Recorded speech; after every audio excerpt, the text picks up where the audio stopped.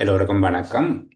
அபிவிருத்தி உத்தியோகத்தர் சேவையில் உள்ள உத்தியோகத்தர்களுக்கான வினைத்திறன் தடை பரீட்சை 2025 முதலாவது பரீட்சைக்கு தோற்றுபவர்களுக்கான நவம்பர் மாதம் 2025 வழிகாட்டல் செயலமர்வு தொடர் அலுவலக முறைமை தொடர்பான இரண்டாவது செயலமர்வை இன்றைக்கு சந்திக்கிறோம். ஆவணங்கள், கோப்புகள் மற்றும் கோப்பிடல் என்பது தொடர்பாக ஏற்கனவே பார்க்கப்பட்ட விஷயத்தினுடைய தொடர்ச்சியாக இன்றைய செயலமர்வு அமைந்திருக்கும். இது தொடர்பான ஆவணங்களும் உங்களுக்கு வழங்கப்பட்டிருக்கிறது. இது தவிர இந்த விடயப்பரப்போடு தொடர்புடைய இதற்கு முன்னர் கற்பிக்கப்பட்ட விடயங்கள், அவற்றுக்கான காணொளிகளும் பகிரப்படுகிறது.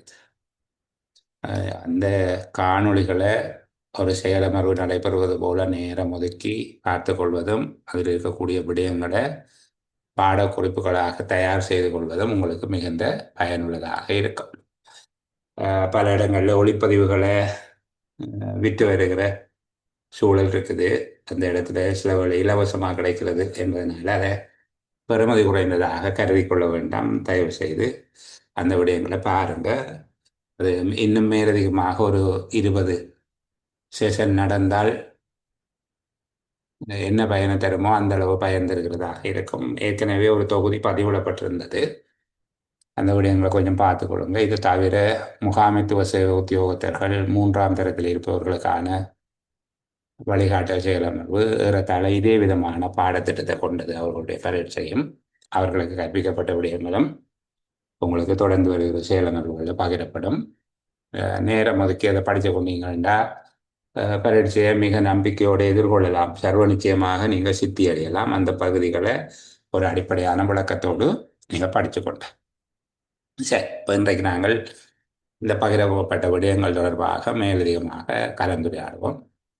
ஆவணங்கள் மற்றும் கோப்புகள். நாங்கள் கோப்புகள் என்றால் என்ன என்பது தொடர்பாக கடந்த செயலமைப்பில் எளிமையாக ஆரம்பித்திருந்தோம். இன்றைக்கு ஆரம்பத்திலிருந்து பேசி அந்த இடத்துல போய் பொருந்திக்கொள்வோம். இப்போ ஆவணங்கள், டாக்குமெண்ட்ஸ் என்றால் என்ன என்று கேட்பார்கள் சிலவர்கள். ஆவணங்கள் என்றால் என்ன? நிறுவனம் ஒன்றின் செயற்பாட்டுக்கு அவசியமான தகவல்களை கொண்டுள்ள அனைத்தும் ஆவணங்கள் என்று அழைக்கப்படுகிறது. நிறுவனம் ஒன்றின் செயற்பாட்டுக்கு அவசியமான தகவல்களை கொண்டுள்ள அனைத்தும் ஆவணம் என்று அழைக்கப்படுகிறது. ஆவணம் என்பது ஏதேனும் ஒரு ஊடகத்தில் பதிவு செய்யப்பட்ட தகவலின் ஒரு பகுதி. இது கண்ணால் காணக்கூடியதாக, தொட்டுணரக்கூடியதாக பௌதீக வடிவத்திலேயோ அல்லது இலத்திரனியல், அதாவது டிஜிட்டல் வடிவத்திலேயோ இருக்கு. இப்போ தகவல் என்பது ஏதோ ஒரு மீடியாவில் பதிஞ்சிருக்கும். ஏதோ ஒரு ஊடகத்தில் பதிவு செய்யப்பட்ட தகவலின் ஒரு பகுதியாக இருக்கும். இது பௌதீக வடிவத்தில் அல்லது இலத்திரனியல் வடிவத்தில் இருக்கலாம். ஆவணங்கள் என்பதற்குள் கோவைகள், கடிதங்கள், பதிவேடுகள், ஸ்டேட்மெண்ட், கூற்றுக்கள்ன்றது ஸ்டேட்மெண்ட், ரிப்போர்ட்ஸ், அறிக்கைகள், இது தவிர ஏதாவது பப்ளிகேஷன்ஸ், வெளியீடுகள், புத்தகங்கள், இன்னும் எலக்ட்ரானிக் ஃபார்மேட்டில் இருக்கக்கூடிய அல்லது கம்ப்யூட்டரைஸ் பண்ணப்பட்ட டேட்டாஸ், இன்ஃபர்மேஷன்ஸ், இலத்திரனியல் வடிவங்களில் இருக்கக்கூடிய தரவுகள் மற்றும் தகவல்கள் போன்றதை உள்ளடக்கும். இவை பதிவுகள், சான்றுகள் அல்லது அறிவுறுத்தல்களாக செயல்படும். அதாவது ரெக்கார்ட்ஸ், எவிடன்ஸ் அல்லது இன்ஸ்ட்ரக்ஷன்ஸ் என்பதாக இவை அமையும். இவை பதிவுகளாக இருக்கும், ரெக்கார்ட்ஸ், அல்லது சான்றுகளாக ஒரு எவிடன்ஸாக இருக்கும், அல்லது அறிவுறுத்தல்களாக ஒரு இன்ஸ்ட்ரக்ஷனாக இருக்கும். இவற்றினுடைய நோக்கம், ஆவணங்களினுடைய நோக்கம் சட்ட மற்றும் அதிகாரபூர்வமானது. அதாவது லீகல் அதாரிட்டிஸ் என்று சொல்றது. இது ஒரு ஆவணம் ஒன்று கிடைச்சா அது ஒரு சட்டபூர்வமான விடை. ஒரு அலுவலகத்தினால வழங்கப்படுகிற கடிதம் என்பது ஒரு சட்டபூர்வமானது. சட்டபூர்வமானது என்பதில் ஆரம்பித்து ஒரு கிரியேஷன் வரைக்கும் அது இருக்கலாம். புதிதாக உருவாக்கப்படுகிற ஒரு படைப்பு வரையில் ஆவணம் என்பது இருக்கலாம். ஒரு சட்ட அதிகாரபூர்வமான லீகல் அண்ட் அதாரிட்டி டாக்குமெண்ட்ல ஆரம்பித்து ஒரு கிரியேஷன்ஸ் வரைக்கும் அது இருக்க முடியும். சொல்லுகிற போது கடினமாக இருந்தாலும் நான் எளிமைப்படுத்தி உங்களுக்கு சொல்லுகிறேன். ஒன்று, நிறுவனத்தினுடைய செயற்பாட்டுக்கு அவசியமாக இருக்கக்கூடிய எல்லாம் ஆவணங்கள். இது கடுதாசி போன்ற வடிவங்களிலேயோ அல்லது இலத்திரனியல் வடிவங்களிலேயோ அது இருக்கலாம். பௌதீக வடிவங்கள் தொட்டு நிறக்கூடியவையாக கடதாசி போன்றவற்றில் ஆக்கப்பட்டவையாக இருக்கலாம், அல்லது இலத்திரனியல் வடிவங்களாகவும் அவை இருக்க முடியும். இதற்கு உதாரணங்களாக நாங்கள் ஆவணங்கள் என்பதற்கு கோவை, ஃபைல்ஸ் என கடிதங்கள், பதிவேடுகள், ரெஜிஸ்டர். கோவை என்கிறது files, letters, register, statement, reports, publications, books, electronic formats. இப்படியான விடயங்கள் எல்லாம் அதுக்குள்ள வரும். கோவை, கடிதம், பதிவேடு, கூற்று, அறிக்கை, வெளியீடுகள், புத்தகங்கள் மற்றும் இலத்திரனியல் வடிவங்களில் உள்ள தரவுகள், தகவல்கள் உள்ளடங்கும். இவை ஒரு சான்றுகளாக, ஒரு எவிடன்ஸாக இருக்கும், ரெக்கார்ட்ஸாக இருக்கும், அல்லது இன்ஸ்ட்ரக்ஷனாக இருக்கும். பதிவுகள், சான்றுகள் அறிவுறுத்தல்களாக செயற்படுகிறது. இவை சட்ட அல்லது அதிகாரபூர்வ நோக்கத்திலிருந்து படைப்பு வரை இருக்கலாம். இது உத்தியோகபூர்வமாக ஒரு விடயத்தை தெரிவிப்பதில் தொடங்கி ஒரு படைப்பு, அதாவது ஒரு சினிமா, ஒரு குறும்படம், இதெல்லாம் ஆவணம் தான். டாக்குமெண்டேஷன் சொல்லுவார்கள், ஆவணம் தான் அது. சரிதானே? அப்போ ஒரு உத்தியோகபூர்வ கடிதம் என்பது உத்தியோகபூர்வ சட்ட ரீதியான நோக்கத்தில் ஆரம்பித்து படைப்பு வரையிலான நோக்கங்களில் அது இருக்கலாம். ஆவணம் என்ன என்று ஒருவேளை கேட்டால், கொஞ்சம் இது பெரிய விஷயம்தான் சொல்லி தருகிறேன், சில வேளைகளில் கேட்டால் ஆவணங்கள் என்றால் என்ன என்று கேட்டால், நீங்கள் இதில் இருக்கக்கூடிய மாதிரியான விடயங்களை தொகுத்து எழுதினால் சிறப்பாக இருக்கும். ஒரு ஆவணத்தினுடைய பண்புகள், கீ கேரக்டர்ஸ் என்று சொல்றது, பிரதானமான அல்ல முக்கியமான பண்புகள், ஆவணங்களினுடைய முக்கியமான பண்புகள். ஒன்று, அது பதிவு செய்யப்பட்ட தகவல்களை கொண்டிருக்கும். எந்த ஒரு ஆவணமும் பதிவு செய்யப்பட்ட தகவலை கொண்டிருக்க வேணும். அடுத்தது, அது ஒரு தொடர்பு கொள்வதற்கான ஊடகமாக இருக்கும். தகவல் என்பது மற்றவைக்கு தெரியாமல் மூடி வைச்சால் அது ஆவணம் இல்லை. தகவல் என்பது ஏதோ ஒரு செய்தியோ, அறிவுறுத்தல், அல்லது ஏதோ ஒரு ஹிஸ்டரி, ஏதோ ஒரு ஸ்டோரி, இதை மற்றவர்களுக்கு சொல்லுவதற்காக ஒரு செய்தி, அறிவுறுத்தல், கதைகள் என்பது ஒரு ஸ்டோரிஸ், இவற்றை மற்றவர்களுக்கு தெரிவிப்பவையாக இருக்கும். அப்போ ஒன்று, ஆவணங்கள் தகவல்களை பிடித்து பாதுகாக்கிறது என்று சொல்லுகிறது. அந்த தகவலை வச்சிருக்கும், ஆவணம்ன்றது ஒரு தகவலை வச்சிருக்கும். சரிதானே? அது ஒரு வரலாறு அல்லது சட்ட ஒப்பந்தம் அல்லது ஒருவருடைய சிந்தனை, ஒரு கவிதை, பாடல், இப்படி எதுவாகவும் இருக்கலாம். ஆனால் அது தகவலை பிடித்து வைத்திருப்பதாக இருக்கும், பதிவு செய்யப்பட்ட தகவல்களை கொண்டிருக்கும். ஆவணத்தின் முதலாவது இயல்பு அது பதிவு செய்யப்பட்ட தகவல்களை கொண்டிருக்கும். அது ஒரு வரலாற்று நிகழ்வாக இருக்கலாம், சட்ட ஒப்பந்தமாக இருக்கலாம், அல்லது தனிப்பட்ட சிந்தனையாக இருக்கலாம். எதுவாக இருந்தாலும் அது பதிவு செய்யப்பட்டிருக்கும். ரெண்டாவது, அது ஒரு தொடர்பு கொள்ளும் ஊடகமாக இருக்கும். செய்திகள், அறிவுறுத்தல்கள், கதைகளை மற்றவர்களுக்கு தெரிவிக்கின்ற நோக்கத்தில் அது வைக்கப்பட்டிருக்கும். இது ஒரு ஆதாரமானது. ஆவணம் என்பது ஒரு எவிடன்ஸ். சரிதானே? அது சட்ட ஆவணமாக ஆதாரமாக இருக்கலாம், அல்லது வேறு ஆதாரங்களாக இருக்கலாம். ஆவணம் என்றால் ஒரு எவிடன்ஸ். சரிதானே? ஒருவர் பிறந்தார் என்பதற்கு ஆதாரம், பிறப்பு சான்றிதழ், அது ஒரு ஆவணம். சரிதானே? ஒருவர் இறந்து விட்டார் என்பதற்கு ஆதாரம் ஒருவருடைய இறப்பு சான்றிதழ். அது மாதிரி திருமண சான்றிதழ், அடையாள அட்டை, இந்த மாதிரியாக கல்வி சான்றிதழ்கள், ஏனைய தகவல் சான்றிதழ்கள் என்பவை எல்லாம் டாக்குமெண்ட்ஸ். அப்போ ஆதாரமாக செயற்படும். ஏதோ ஒரு சட்ட ரீதியான ஆதாரம். இவர் இந்த விடயத்தை கற்றார் என்பதற்கு பட்ட சான்றிதழ் ஒரு சட்ட ரீதியான ஆதாரம். அப்போ சான்றுகளாக, ஆதாரங்களாக, எவிடன்ஸ் அல்லது ப்ரூஃப் என்று சொல்லுவோம். சான்றுகள், ஆதாரங்களாக அவை இருக்கும். நான்காவது, பல்வேறு வடிவங்கள்ல இருக்கும். பிசிக்கலாக இருக்கலாம், தொட்டு பார்க்கக்கூடியதை, கண்ணால் பார்க்கறது, கையால் தொடலாம், கையால் எடுத்து கொண்டு போகலாம், இப்படி இருக்கும். அல்லது எலக்ட்ரானிக்ஸ், டிஜிட்டல் ஃபார்மேட்டில் இருக்கும், அது சேமிக்கப்பட்டு இருக்கும். உரிய சாதனங்களை கூட பார்க்கலாம். இப்போ ஒரு பென் டிரைவில் நீங்கள் போட்டு வச்சுருக்கிறீங்கன்னா அதை அப்படியே வாசிக்கலாம். அதை ஒரு கம்ப்யூட்டரில் போட்டு உரிய சாதனங்களில் மட்டும்தான் அதை வாசிக்கலாம். அது ஒலிப்பதிவாக இருக்கலாம், ஒளிப்பதிவாக இருக்கலாம், படங்கள், எழுத்து வடிவங்கள் போன்றவற்றை கொண்டிருக்கலாம். அது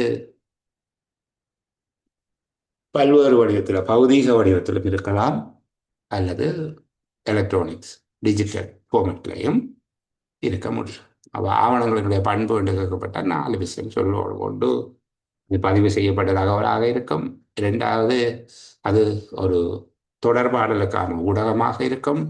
மூன்றாவது, எந்த ஒரு விடயத்தினதும் சான்று ஆதாரமாக அமைந்திருக்கும். நான்காவது, பௌதீக அல்லது இலத்திரனியல் டிஜிட்டல் போன்ற பல்வேறு படிவங்கள் இருக்கும்.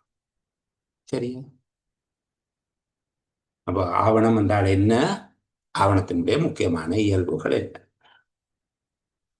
ஆவணம், ஆவணப்படுத்தல், இந்த ரெண்டுக்கும் இடையில வேறுபாடு உண்டா? டாக்குமெண்ட், டாக்குமெண்டேஷன், இந்த ரெண்டும் உண்டா வேறையா என்கிறது. ஆவணம் மற்றும் ஆவணப்படுத்தல் என்பவை இரண்டும் வேறுபட்ட பொருள் கொண்டவை. சமமான பொருள் தரும் சொற்கள் அல்ல. ஆவணம், ஆவணப்படுத்தல் இரண்டும் இருவேறு பொருள் தருபவை.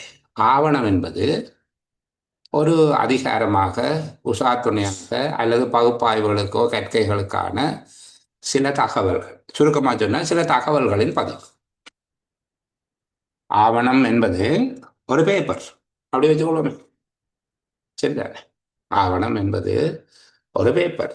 அது சாதாரண பேப்பராக இருக்கலாம், அந்த கம்ப்யூட்டரில் வாசிக்கக்கூடிய ஒரு வேர்டோ எக்ஸலோ எக்ஸஸோ அல்லது ஒரு ரெக்கார்டோ ஒரு வீடியோவோ ஆடியோவோ எதுவோ அப்படி இருக்கலாம். அப்போ இங்கு நீங்கள் என்னத்துக்கு அதை பயன்படுத்துவீங்க?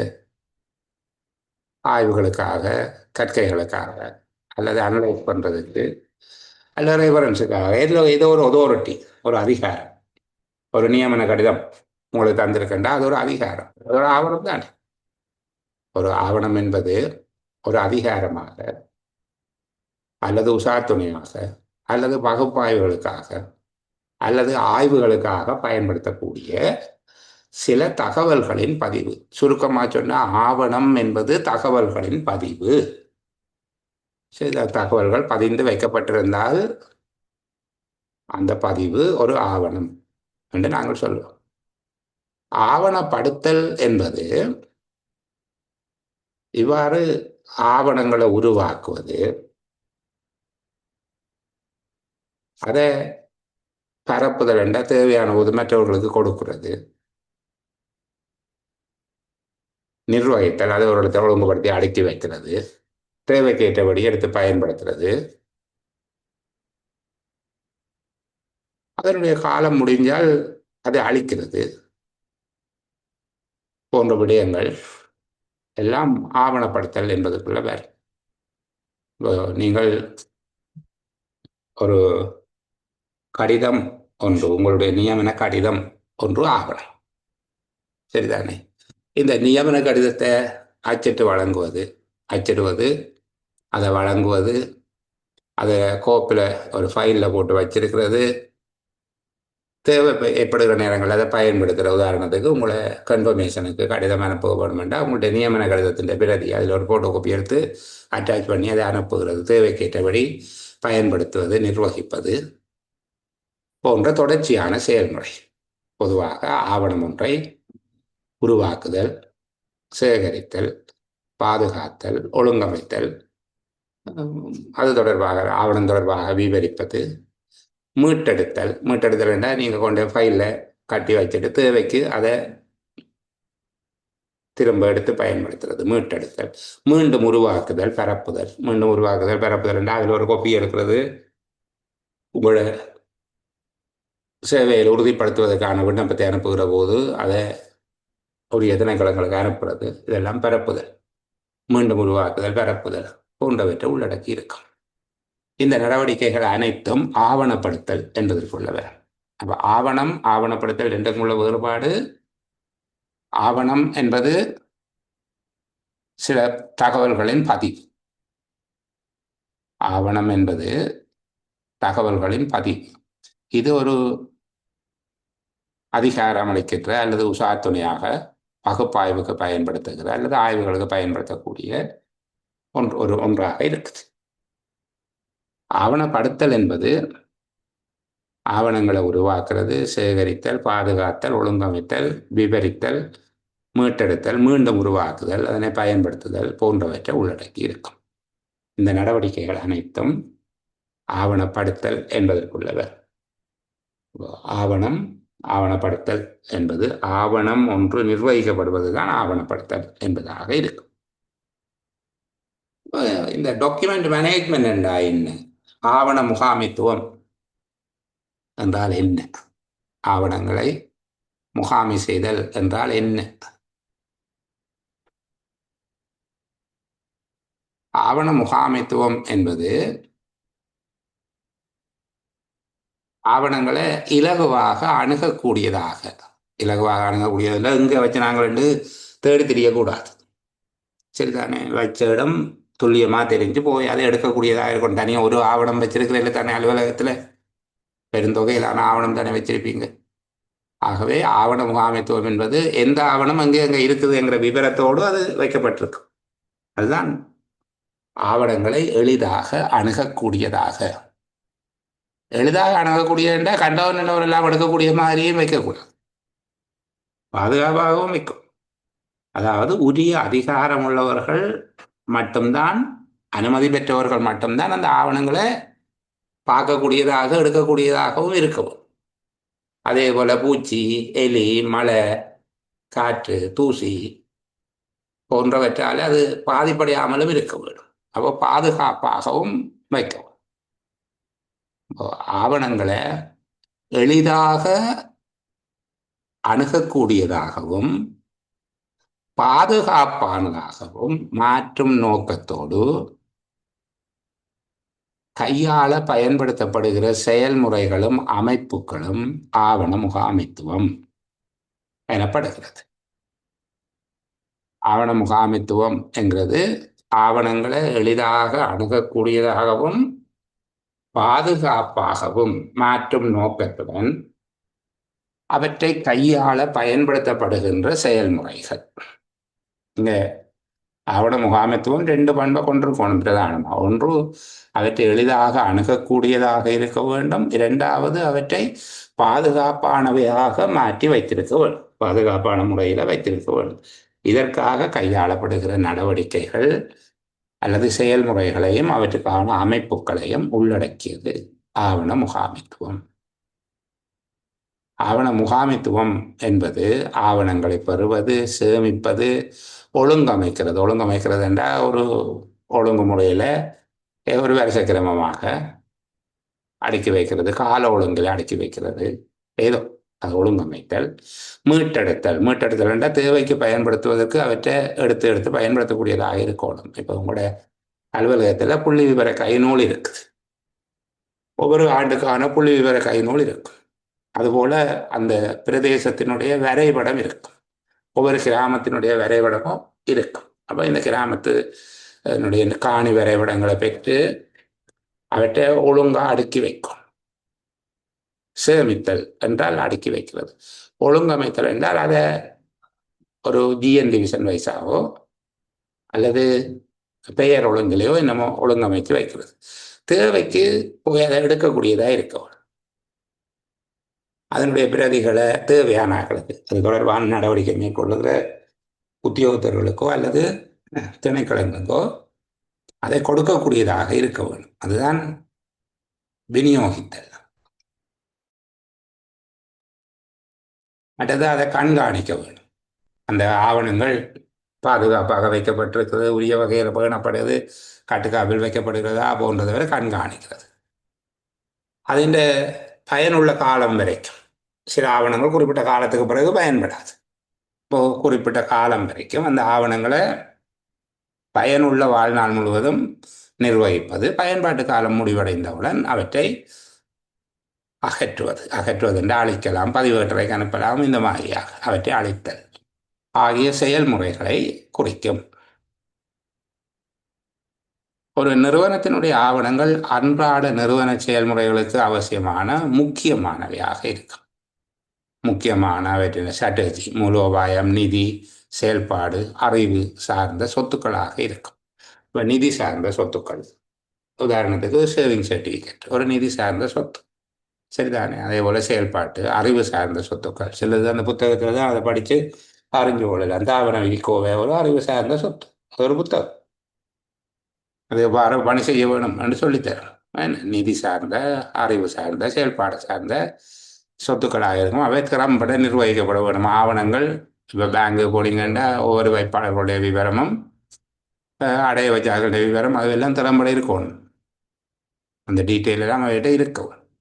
இப்போ நிறுவனங்கள் தங்களுடைய நோக்கங்களை, இலக்குகளை இலகுவாக விரைவாக அடைந்து கொள்வதற்கு ஆவண முகாமைத்துவம், டாக்குமெண்ட் இல்லாட்டி என்ன எப்படி நடந்ததுன்னு தெரியாது. இப்போ திருப்பி நாங்கள் ஆவண முகாமைத்துவம் என்றால் என்னங்கிறத பார்த்துக்கொள்வோம். ஆவண முகாமைத்துவம் என்பது ஆவணங்களை எளிதில் அணுகக்கூடியதாகவும் பாதுகாப்பானதாகவும் மாற்றும் நோக்கத்தோடு, ஆவணங்களை எளிதில் அணுகக்கூடியவையாகவும் அதேவேளை பாதுகாப்பானவையாகவும் மாற்றும் நோக்கத்தோடு ஆவணங்களை கையாளுவதற்காக பயன்படுத்தப்படுகின்ற செயல்முறைகளையும் அமைப்புகளையும் உள்ளடக்கியது ஆவண முகாமைத்துவம் என்று அழைக்கப்படுகிறது. ஆவணங்களை எளிதாக அணுகக்கூடியதாகவும் பாதுகாப்பானவையாகவும் மாற்றுகிற நோக்கத்தோடு கையாள பயன்படுத்தப்படுகிற, அதாவது ஆவணங்களை கையாள பயன்படுத்தப்படுகிற செயல்முறைகளும் அமைப்புகளையும் ஆவண முகாமைத்துவம் என்பது உள்ளடக்குகிறது. இரண்டாவதாக சொல்ல வேண்டும், இதனுடைய ஆக்டிவிட்டிஸ், இதில் செயற்பாடுகள் என்ன?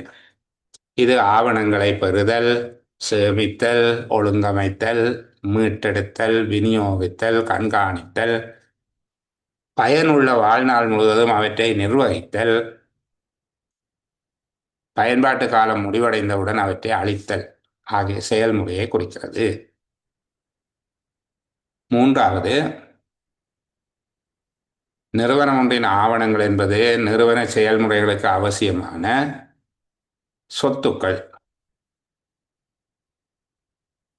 ஆகவே அவற்றை திறம்பட நிர்வகிப்பது நிறுவனங்கள் அவற்றின் இலக்குகளை இலகுவாகவும் விரைவாகவும் அடைவதற்கு உதவுவதாக இருக்கும்.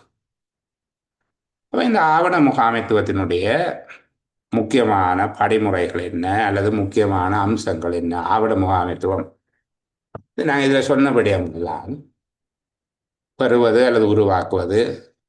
ஆவண முகாமைத்துவம் என்கிறது அதை பெறுவது அல்லது உருவாக்குவது, அதை சேமித்து வைக்கிறது, ஒழுங்கமைக்கிறது, மீட்டெடுக்கிறது. மீட்டெடுத்தல் என்றால் தேவையான போது அதை எடுத்து பயன்படுத்துவது, விநியோகிப்பது. அந்த நிறுவனத்தினுடைய உள்ளே வெளியே இருக்கக்கூடிய ஆட்களுக்கு அந்த தகவல் தீர்மானம் எடுக்கிறதுக்கு தேவையாக இருந்தால், இப்போ காணி வெட்டின விவரம் வேணும், அந்த ஜிஎன் டிவிஷனில் எவ்வளோ அரச காணி இருக்குண்டா இதில் இருந்தால் தீர்மானம் எடுப்பேன். சரி, இந்த தகவல்களை உள்ளடக்கியதாக இருக்கும் ஆவண முகாமைத்துவத்தின் முக்கியமான அம்சங்கள் என்று கேட்டால் இந்த படிமுறைகளைத்தான் உள்ளடக்கும். எங்கள் அந்த அம்சங்கள் அல்லது அவற்றின் செயல்பாடு, ஆவணத்தின் வாழ்க்கை வட்டம் ரெண்டையும் வெவ்வேறாக தனித்தனியாக சொல்லி தந்தாலும் நீங்கள் ஒரே விஷயமாகத்தான் இதை பார்த்து கொள்ள வேண்டும். ஆவணங்களை உருவாக்கி கொள்வது, அதாவது ஆவணங்களை பெறுவது அல்லது ஆவணங்களை ஸ்கேன் செய்கிறது, ஆவணங்களை டவுன்லோட் பண்ணுறது போன்றது இருக்கும். கட்ச் பண்ணுறது அல்ல கேப்சர் பண்ணுறது, ஆவணங்களை பெறுதல் அல்லது பிடித்தல். ரெண்டாவது ஆவணங்கள் சேமித்தல், இது எங்கே வைத்திருக்கிறது என்பதை சொல்லும். நீங்கள் பிரிண்ட் எடுத்து ஒரு ஃபைலில் கட்டி வச்சிருக்கிறீங்க, அதான் சேமித்தல். ஒழுங்கமைத்தல் என்றால் கட்டி வச்சது எங்கே இருக்குது என்ன என்று சொல்லி ஒரு அட்டவணைப்படுத்தி அல்லது வகைப்படுத்தி வைத்திருக்கிறது, அதான் ஒழுங்கமைத்தல். ஆவணங்களை எளிதாக எடுத்து பயன்படுத்துவதற்காக ஆவணங்கள் அட்டவணைப்படுத்தி வகைப்படுத்தி அவை எங்கு இருக்கிறது என்பதை ஒரு கட்டமைப்பாக வைத்திருப்பது. மீட்டெடுப்பு, தேவையான போது சரியான ஆவணங்களை விரைவாக இலகுவாக எடுத்து திறமையாக அவற்றை பயன்படுத்துவது, அதாவது தேடி எடுக்கிறதுக்கு இலகுவாக இருக்கின்ற ஒரு முறை, அது மீட்டெடுப்பு. அடுத்தது விநியோகம் செய்தல், தேவையானவர்களுக்கு அந்த தகவல்களை கொடுக்கிறது. அவர்கள் தீர்மானம் எடுப்பதற்கோ திட்டமிடுவதற்கோ தேவையான தகவல்களை அவர்களுக்கு வழங்குவது விநியோகம் செய்தல். வாழ்க்கை சுழற்சி, ஒரு ஆவணம் ஆரம்பிக்கப்படுவதில் இருந்து அது பதிவேட்டறைக்கு அனுப்பப்படுவது அல்லது அளிக்கப்படும் வரையிலான விடயம் அதனுடைய வாழ்க்கை சுழற்சி என்பதாக இருக்கும். ஆவண முகாமைத்துவத்தின் முக்கியமான அம்சங்கள் என்று கேட்பார்கள், அல்லது ஆவண முகாமைத்துவத்தின் முக்கியமான செயல்பாடு என்றும் கேட்பார்கள். முக்கியமான படிமுறைகள், அல்லது ஆவணம் ஒன்றின் வாழ்க்கை வட்டம் என்று கேட்டால் இன்னும் எளிமையாக இப்படியும் சொல்லலாம். கொஞ்சம் விளக்கமாக சொல்லி தருவோமே. ஆவண முகாமைத்துவத்தின் முக்கியமான படிமுறைகள் என்று கேட்கப்பட்டால், முதலாவது ஆவண பிடிப்பு, அதை முதல்ல சொல்லி தந்தேன். அல்லது ஆவணத்தை தயாரிக்கிறது, ஆவணத்தை உருவாக்குவதோ அல்ல கேப்சர் பண்ணுறது. நாங்கள் கிரியேட் பண்ணோம்டா கிரியேஷன் ஆஃப் ரெக்கார்ட் அல்லது கேப்சர் உருவாக்குதல், ஆவணத்தை பிடித்தல் அல்லது ஆவணத்தை தயாரித்தல். ரெண்டாவது ஆவணத்தை களஞ்சியப்படுத்துவது, எதிர்காலத்தில் பயன்படுத்தும் நோக்கத்தில் அவற்றை வரிசைப்படுத்தி அலுமாரி போன்ற இடங்களில் வைக்கிற செயல்முறை ஆவணங்களை களஞ்சியப்படுத்துதல். மூன்றாவது மீட்டெடுத்தல், அதுக்கு நாங்கள் பார்த்து அட்டவணைப்படுத்தி அதுக்கு குறியீடு போடுறது, இலகுவாக தேடி பெற்றுக்கொள்ளக்கூடிய வகையில் அவற்றை அட்டவணைப்படுத்தி ஒழுங்குபடுத்தி வைத்திருக்கிறது.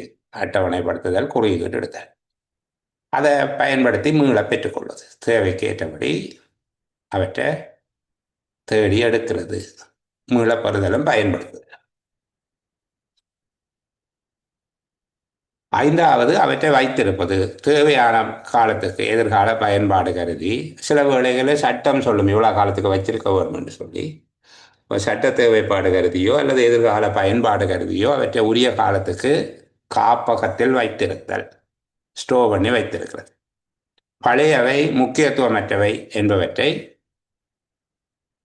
தொலைவான இடத்துல, எங்களை பக்கத்தில் வைக்க தேவையில்லை, தூரத்தில் கொண்டு போய் அதை பக்கத்தில் வேலை செய்கிற களஞ்சியெல்லாம் வச்சுக்க தேவையில்லை, வேறு ஒரு களஞ்சியத்தில் வச்சுக்கொள்ளலாம் அல்லது அழிக்கலாம். சரிதானே?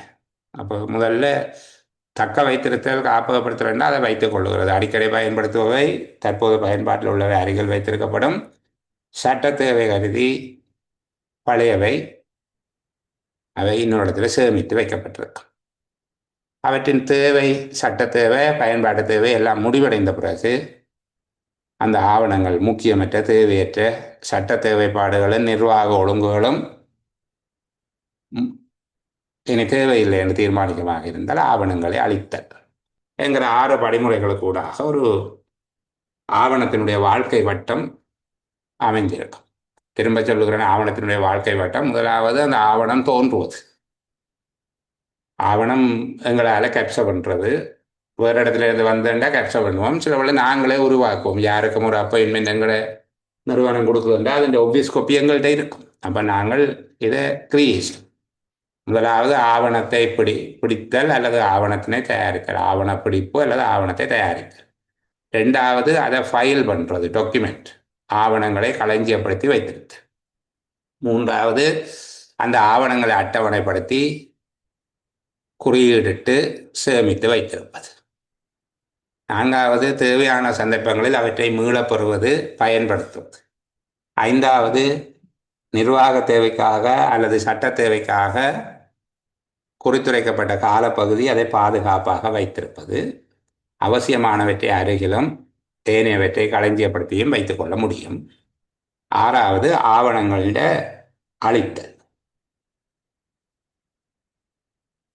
ஆவணங்களின் தேவை நிறைவடைந்த பின்பாக அவற்றுக்கான சட்ட தேவைப்பாடு, நிர்வாக தேவைப்பாடுகள் பூர்த்தி அடைந்தால் அந்த ஆவணங்கள் அழிக்கப்படும். சரியா? இப்போ இதுவரைக்கும் பார்த்த விஷயங்கள் எனக்கு தெரியும். 6 தலைப்புகளும் ஓரளவுக்கு கடினமாகத்தான் இருக்கும். நீங்கள் திரும்ப திரும்ப பார்த்து கொள்ளுங்க, படியுங்க, ஓரளவுக்கு விளங்கும். இதுக்குள்ள அதிகம் கேள்விகள் வராது. ஆனால் கஷ்டமான கேள்விகளை கேட்க வேண்டும் என்று ஆசைப்படுகிற ஒருவர் இருந்தால் இந்த வகையான கேள்விகளை கேட்கலாம். ஆவணம் என்றால் என்ன, ஆவணத்தின் வாழ்க்கை வட்டம், இந்த மாதிரியான கேள்விகளை அவர்கள் கேட்டுக்கொள்ள முடியும். சரி, நாங்கள் தொடர்ந்து பேசுவோம். இனி வர வர இலகுவான பகுதிகளாக இருக்கும். இந்த ஆவணங்களை எப்படியாக வகுப்பாக்கம் செய்கிற, வகுப்பாக்கம்ன்றது கிளாஸ். இப்போ நீங்கள் first class, second class, third class எல்லாம் சொல்லுவீங்க, சரிதானே? அப்போ அப்படி ஆவணங்களை வகைப்படுத்துதல் என்று சொல்லுகிறது கிளாசிஃபிகேஷன் என்று சொல்கிறது. இப்போ எப்படியாக வகுப்பாக்கம் செய்கிறது என்றால் அதில் ஒரு வகுப்பாக்கம். இப்போ 1ஆம் வகுப்பு, 2ஆம் வகுப்பு, A கிளாஸ், B கிளாஸ், அதில் DO கிரேட் 3 to 1 இந்த மாதிரியாக வகைப்படுத்துகிற மாதிரியாக நாங்கள் ஆவணங்களை எவ்வாறு பாகுபடுத்தலாம், வகுப்பாக்கம் செய்யலாம் என்றால் எப்படி அதை குரூப் பண்ணலாம் என்று யோசிச்சு ஆவணங்களை குரூப் பண்றது. முதலாவது ஆல்பபெட் ஆர்டர்ல வைக்கிறது. அகர வரிசை ஒழுங்குமுறையில் அல்லது அகர வரிசை பாகுபாடு ஆல்பபெட் ஆர்டர். ஆல்பபெட் ஆர்டர் என்றால் இப்போ அவற்றுடைய பேர் ஒழுங்கலை அடுக்கி வைக்கிறது. ஆனாவில் வருகிற ஆனா கானா என்று தொடங்குகிற டாக்குமெண்டோ ஃபைல் முதலாவதாக இருக்கும். ஆனா காவன்னா என்று தொடங்குறது அதுக்கு அடுத்ததாக இருக்கும். ஆனா கானாவில் தொடங்குறதே 4-5 இருக்கும். அப்போ ஆனா கானாவில் தொடங்குறது அடுத்த 3வது இடத்தை என்னென்று பார்த்தா அந்த ஒழுங்கில் ஆல்பபெட் ஆர்டரில் அதை அடக்கி வைக்கும். சரியா? அப்போ ஏ, பிறகு ஏஏ, ஏபி, ஏசி இந்த மாதிரியாக ஆங்கிலத்தில் பார்க்குறதுண்டா பார்க்கலாம். அகர வரிசை ஒழுங்குமுறையில் அடுக்கி வைக்கிறது. அடுத்தது சிலது இலக்க ஒழுங்கில் அடுக்கி வைக்கணும். சிலதுக்கு நம்பரை போட்டுட்டு அந்த இலக்க ஒழுங்கு நம்பர் ஒழுங்கில் வைத்திருப்பேன். இப்போ சிலது ஃபைல் எல்லாம் சில பேர் நம்பர் ஒழுங்கில் போட்டு வைத்திருப்பேன். இப்போ இலக்க ஒழுங்கு முறையில் போட்டு வைக்கிறது. 3வது அகர இலக்க ஒழுங்குமுறை, அல்பா நியூமரிக்கல் கிளாசிஃபிகேஷன் மெத்தட் என்று சொல்றது. இது இப்போ A1, A2, A3, A4, A5, A6 அடுக்க வேணும். அதுக்கு பிறகு B1, B2, B3 என்று நம்பர் போட்டு அடுக்கி வைக்கணும். சரியா? இது அந்த ஃபைலுக்கு நான் ஒரு நம்பர் போட்டு வச்சிருப்பினோம். ஆனால் அல்பபெட் ஆர்டரும் இருக்கும், நம்பர் ஆர்டரும் இருக்கும். அதுதான் அல்பா நியூமரிக்கல் கிளாசிஃபிகேஷன். இது கொஞ்சம் விளக்கமாக பிறகு நீங்கள் படிப்பீங்க. இப்போ அவ்வளோ விளங்கையில் என்ன யோசிக்க தேவையில்லை. இப்போ இடையில ஒரு ஃபைல் வைக்கிறதாக இருந்தால் ஏயில் ஒரு ஃபைல் வரப்போதென்றால் ஏயில் 6 வந்துட்டு அடுத்தது B1 இருக்குன்றால் A7 என்று சொல்லி இடைக்க கொண்டே வைப்பேன்.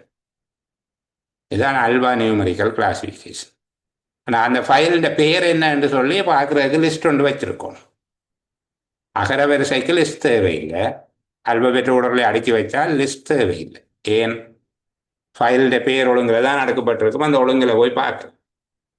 ஆனால் அவன் என்ன என்று சொல்லி இப்போ கமக்காரர் அமைப்பு என்ற ஒரு ஃபைலை தேட வேணுமெண்டா காணா வரிசையில் போய் தேடி எடுக்கலாம்.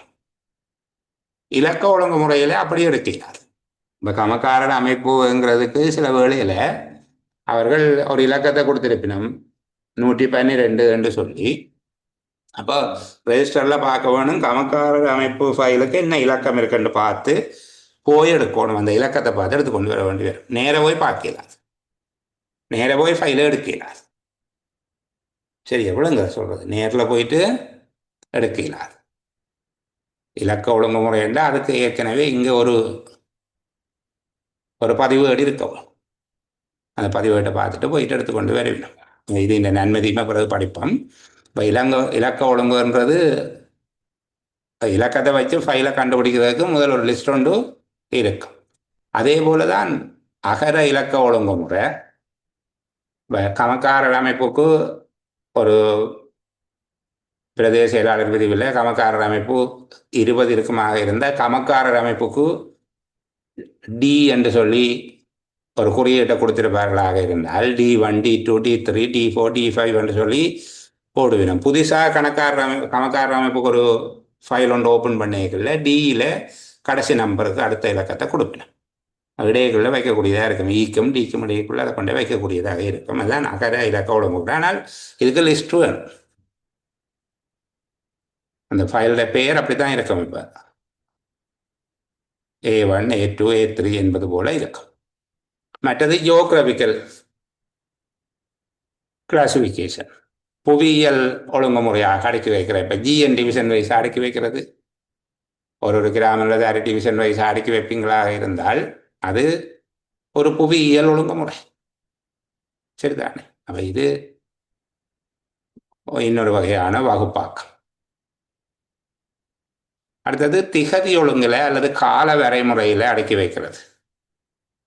குரோனாலஜிக்கல் கிளாசிஃபிகேஷன் மெத்தட் என்று சொல்கிறது. இது அக்கௌண்ட்ஸ் பிராஞ்சில் வேலை செய்கிற பிள்ளைகளுக்கு இந்த விஷயம் தெரிஞ்சிருக்கும். நீங்கள் பார்ப்பீங்க.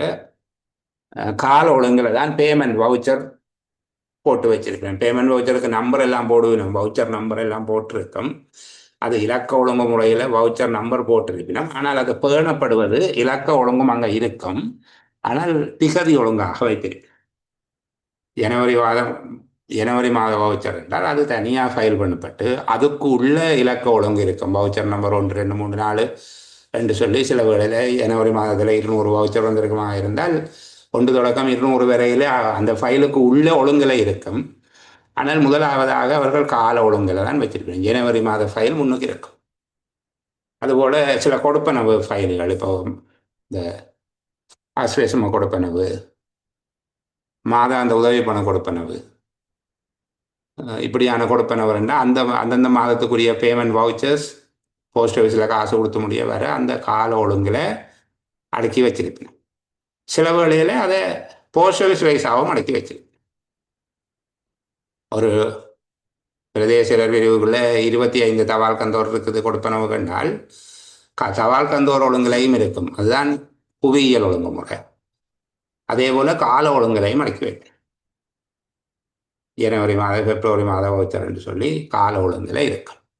சில வேளை சப்ஜெக்ட் ஓடுறதுக்கு அடக்கி வைப்பேன். ஒரு சப்ஜெக்டுக்கு ஒரு ஏரியாவை ஒதுக்கி வைக்கணும். சரிதானே? கிராம அபிவிருத்தி சங்கங்களுக்கு இந்த முதல் ஏரியா அவ்வளோ பயிர், முதல் கிராம அபிவிருத்தி சங்கங்களின் பயிர். அடுத்தது மாதர் கிராம அபிவிருத்தி சங்கங்களினுடைய கோவை, அடுத்தது சனசமூக நிலையங்களின் கோவை, இந்த மாதிரியாக வைக்கிறேன். அல்லது கோயில் தனிய, அறநெறி பாடசாலைகள் தனிய, கலாச்சார அமைப்புகள் தனிய, இந்த மாதிரியாக விடய ஒழுங்குமுறையில் அவற்றை வைக்கலாம். அப்போ கோவைகளை பாகுபடுத்துகிற ஒழுங்குமுறை ஃபைல் கிளாசிஃபிகேஷன் அல்லது டாக்குமெண்ட் கிளாசிஃபிகேஷன் என்று கேட்பார்கள். கோவைகளை வகுப்பாக்கம் செய்கின்ற அல்லது பாகுபடுத்துகின்ற முறைகள் என்று கேட்கலாம். ஆவணங்கள் என்றாலே பெரும்பாலும் ஃபைல்ஸ் தான். நாங்கள் கொஞ்சம் கூட ஆவணங்கள் உள்ள கோவைகள் முக்கியமானவை, இது தவிர மிகுதியும் இருக்கும் என்று வச்சுக்கொள்கிறோம். இந்த ஒழுங்கில் அவை குரூப் பண்ணப்பட்டு வச்சிருக்கிறோம். அதுதான் சொல்லுகிறது நாங்கள் கிளாசிஃபிகேஷன், அது வகுப்பாக்கம் செய்கிறது அல்லது வகைப்படுத்துறது என்று சொல்லுங்கள். அகர வரிசை ஒழுங்குமுறையில் வைக்கலாம், இலக்க ஒழுங்குமுறையில், அகர இலக்க ஒழுங்குமுறையில், அது எண்ணும் எழுத்தும் கலந்தது. ஜியோகிராஃபிக்கல் ஏரியா, ஜியோகிராஃபிக்கல் கிளாசிஃபிகேஷன் புவியியல் ஒழுங்குமுறை, திகதி அல்லது கால ஒழுங்குமுறை, கால வரன்முறை அடிப்படையில் இருக்கும். விடய ஒழுங்குமுறையாகவும் சப்ஜெக்ட் வைஸை அதை ஒழுங்குபடுத்தி வச்சிருக்கணும். பர்த் சர்டிஃபிகேட் தனியாக, டெத் சர்டிஃபிகேட் தனியாக. ஸோ நீங்கள் இந்த ஏடிஆர் பிரான்ச்சில் பார்த்தீங்கன்னா பிரதேச இலகங்களில் பர்த் சர்டிஃபிகேட் கொடுக்குற ஏரியா அங்கே பார்த்தீங்கன்னா அங்கே கால ஒழுங்கில் இருக்கும், புவியியல் ஒழுங்குமுறையில் இருக்கும். சரிதானே? இதெல்லாம் இருக்கும், இந்த ஒழுங்குபடுத்தி வைத்திருப்பாங்க. அப்போ இப்படி பாகுபாடு செய்கிற போது என்னென்ன விடயங்களை பார்க்க வேணும்? ஆவணங்கள் கோவைகளை பாகுபாடு செய்யும் போது அல்லது வகுப்பாக்கம் செய்யும் போது நாங்கள் என்னென்ன விடயங்களை பார்த்து அந்த மெதேட்டை ஒழுங்குபடுத்தி கொள்ள வேணும், மெதேட்டை உருவாக்கி கொள்ள வேணும். சரிதானே? எவ்வளவு துல்லியமாக இருக்கும் என்பதை பற்றி பார்க்கும். முறைமை எவ்வளவு தூரத்துக்கு செம்மையாக இருக்கும், இந்த மெதட் எவ்வளவு தூரத்துக்கு பெர்ஃபெக்டாக இருக்கும் என்று சொல்லி நாங்கள் பார்ப்போம். அகர வரிசையில் வச்சிருக்கிறது பரவாயில்லை என்றால் மாறி வைக்கக்கூடாது. ஆனால் அவன் அந்த ஒழுங்கில் தான் இருக்கணும், பெர்ஃபெக்டாக இருக்குமா. நம்பர் ஒழுங்கில் வச்சிருக்கிறது பொருத்தமாக இருக்குமா, அல்லது நம்பரும் இலக்கமும் சேர்த்து வைக்கிறது சரியா, ஜியோகிராஃபிக்கல் பைசா வச்சா இது பெர்ஃபெக்டாக இருக்குமா, செம்மையாக இருக்குமா என்று பார்க்க வரும். அல்லது வேண்டாம் டேட் வைஸாக அடக்கி வைப்போமா, அது விஷயத்தை பொறுத்து தான் இருக்கும். சிலதை புவியியல் ஒழுங்குமுறையில் அடக்கி வைக்கலாம், வவுச்சரை கொண்டு போய் அகர வரிசைப்படி அடக்கலாம். என்ன, வவுச்சரை அகர வரிசைப்படி அடக்கலாம், அதை கால வரிசையில் தான் நடக்கலாம். அதுபோல் சில ஆவணங்களை இலக்க ஒழுங்கில் தான் நடத்தலாம். சிலது இலக்க ஒழுங்கில் விநியோகிக்கப்படும், இலக்க ஒழுங்கில் தான் அதை அடக்கி வைக்கலாம். சிலது பொருத்தமானது எது என்று பார்த்து விடய ஒழுங்குலையும் அடக்கி வைக்கலாம். அப்போ அந்த எந்த முறை செம்மையாக இருக்கும் என்று பார்க்கணும் நாங்கள் பகுப்பாக்கம் செய்கிறதுக்கு. அடுத்தது எவ்வளோ டாக்குமெண்ட் இருக்குது என்று பார்க்கணும். வச்சிருக்கிறதே 10 ஃபைல் என்றால் பிறகு அதுக்கு அல்பா நியூமரிக்கல் கிளாசிஃபிகேஷன் மெத்தட் கொண்டு போட்டு அதுக்கு இப்போ எந்த ஒரு ரெஜிஸ்டர் வச்சிருந்து அப்படி எல்லாம் தேவையில்லை. கோவைகளினுடைய அளவு திணைக்களத்தின் அளவை பார்க்க வேணும். சரி, சில வேளையில் அதிக கோவை இருந்தாலும் அந்தந்த பேரை வச்சு எடுக்கக்கூடிய மாதிரி இருக்கணும். அங்கே வேலை செய்கிறாக்க வேண்டிய அறிவை பார்க்கணும். முறையை கையாளக்கூடியவருடைய அறிவு. இந்த மெதேட்ட ஹேண்டில் பண்ண போயிடணும்னு பார்க்கணும். இப்போ சில அலுவலகங்களில் ஒரு 3 ஓஇஎஸும் ஒரு எம்எஸ்ஓ தான் இருப்பார். அப்போ அவங்களுக்கு ஆக கடுமையாக இப்படியெல்லாம் சொல்லி விட மெடிக்கல் லீவை போட்டு வீட்டை நின்றுவாங்க. நாங்கள் அவர்களுடைய அறிவை பார்க்கணும். மற்றது இந்த முறை விரிவடையக்கூடியதான்னு சொல்லி ஃபைல் தொடர்ந்து கூடிக்கொண்டு போகுமா? அப்படி கூடிக்கொண்டு போகக்கூடியதாக இருந்தால் இந்த அல்பா நியூமரிக்கல் கிளாசிஃபிகேஷன் மெத்தட் நல்லா இருக்கும். இப்போ A1 A2 A3 என்று போட்டு ஏயில் 4 முடிஞ்சதோட அங்கால பியில் தொடங்குறது, ஏயில் புதுசாக வந்தால் இடைக்க கொண்டே வைக்கலாம். அப்போ விரிவடையக்கூடியதா, வேகமாக கண்டுபிடிக்கலாமா? எல்லாம் செய்து போட்டு அப்புறம் ஃபைல் எங்கே ஒரு ஃபைல் இருக்கிறதுக்கு எல்லாத்தையும் உரைச்சி வச்சு தான் வாசிக்கணுமெண்டா கஷ்டமாக வரிசையிலே வச்சிருக்கலாம். நீங்கள் நம்பர் ஒழுங்குமுறையில் போட்டு வச்சுட்டு இந்த நம்பரை பார்த்து கண்டுபிடிக்கிறதுக்கான நேரஞ்சலும் கண்டுபிடிக்க இயலாது என்று சொல்லி சொன்னால் கேட்ட உடனே அந்த ஃபைல் எடுக்கக்கூடியதாக இருக்கணும். 2025 மார்ச் மாதம் இந்த தபால் கந்தோருக்குரிய கொடுப்பன வவுச்சரை கொண்டு வான்னு கேட்டால் எடுக்கிறதுக்கு எந்த முறை சிறந்ததோ அந்த முறையில் வச்சிருக்கணும். துரிதமாக கோவைகளை கண்டுபிடிக்கக்கூடியதா என்பது சரிதானே. தொடர்பு கொள்ளக்கூடியதா என்று சொல்லுகிறது. தேவைக்கேற்றபடி அதை எடுத்து அதற்கூடாக கடித பரிமாற்றங்கள் மேற்கொள்ளக்கூடியதாக இருக்கும். அதே காணையில் புது ஃபைல்லாம் ஓப்பன் பண்ணணும் என்று சொல்லி இருக்கக்கூடாது. ஆவணங்களை பகுப்பாய்வு செய்கிற முறைகள் என்று கேட்டால் உங்களுக்கு சொல்ல இயலும். என்ன அகர வரிசை இலக்க முறை, அகர இலக்க ஒழுங்கு, அதாவது எண்ணும் எழுத்தும் கலந்த முறை, புவியியல் ஒழுங்கு முறை, கால ஒழுங்கு முறை, விடய ஒழுங்கு. இதில் எந்த முறையை தெரிவு செய்வது என்பதை தீர்மானிக்கும் போது கவனிக்க வேண்டிய விடயங்கள், அந்த முறைமை செம்மையானதாக இருக்குமா, அக்குரஸியாக இருக்குமா, திணைக்களத்தில் கையாளப்படுகிற கோவைகளினுடைய அளவு, திணைக்களத்தின் அளவு, ஆவணங்களை கையாள்பவர்களுடைய அறிவு, இந்த முறைமை விரிவடையக்கூடியதா என்பது, துரிதமாக கண்டுபிடிக்கக்கூடிய முறையா, தொடர்பு கொள்வதற்கு ஏற்ற முறையா என்பதை பார்க்க வேண்டும். சரி, இந்த ஆவணங்களை என் முகாமை செய்ய வேணும், இதால் என்ன நன்மை? இதே கேள்வியை கோவைகளை பேணுவதனால் ஏற்படக்கூடிய நன்மைகள் என்று சொல்லியும் கேட்பார்கள். நீங்கள் இந்த ஆவணங்கள் என்று படிக்கிற விஷயத்தை திரும்ப நான் டாக்குமெண்ட் போட்டதுக்கு பிறகு வாசித்து பாருங்க. அந்த விடயங்களை கோவைகள் என்று மாற்றிக்கொண்டால் கூட அவ்வளவுமே துல்லியமாக பொருந்தும். சரிதானே. நாங்கள் திரும்ப கோவைகளை பற்றி கதைப்போம், இருந்தாலும் இது மிக துல்லியமாக உங்களுக்கு பொருந்தும்.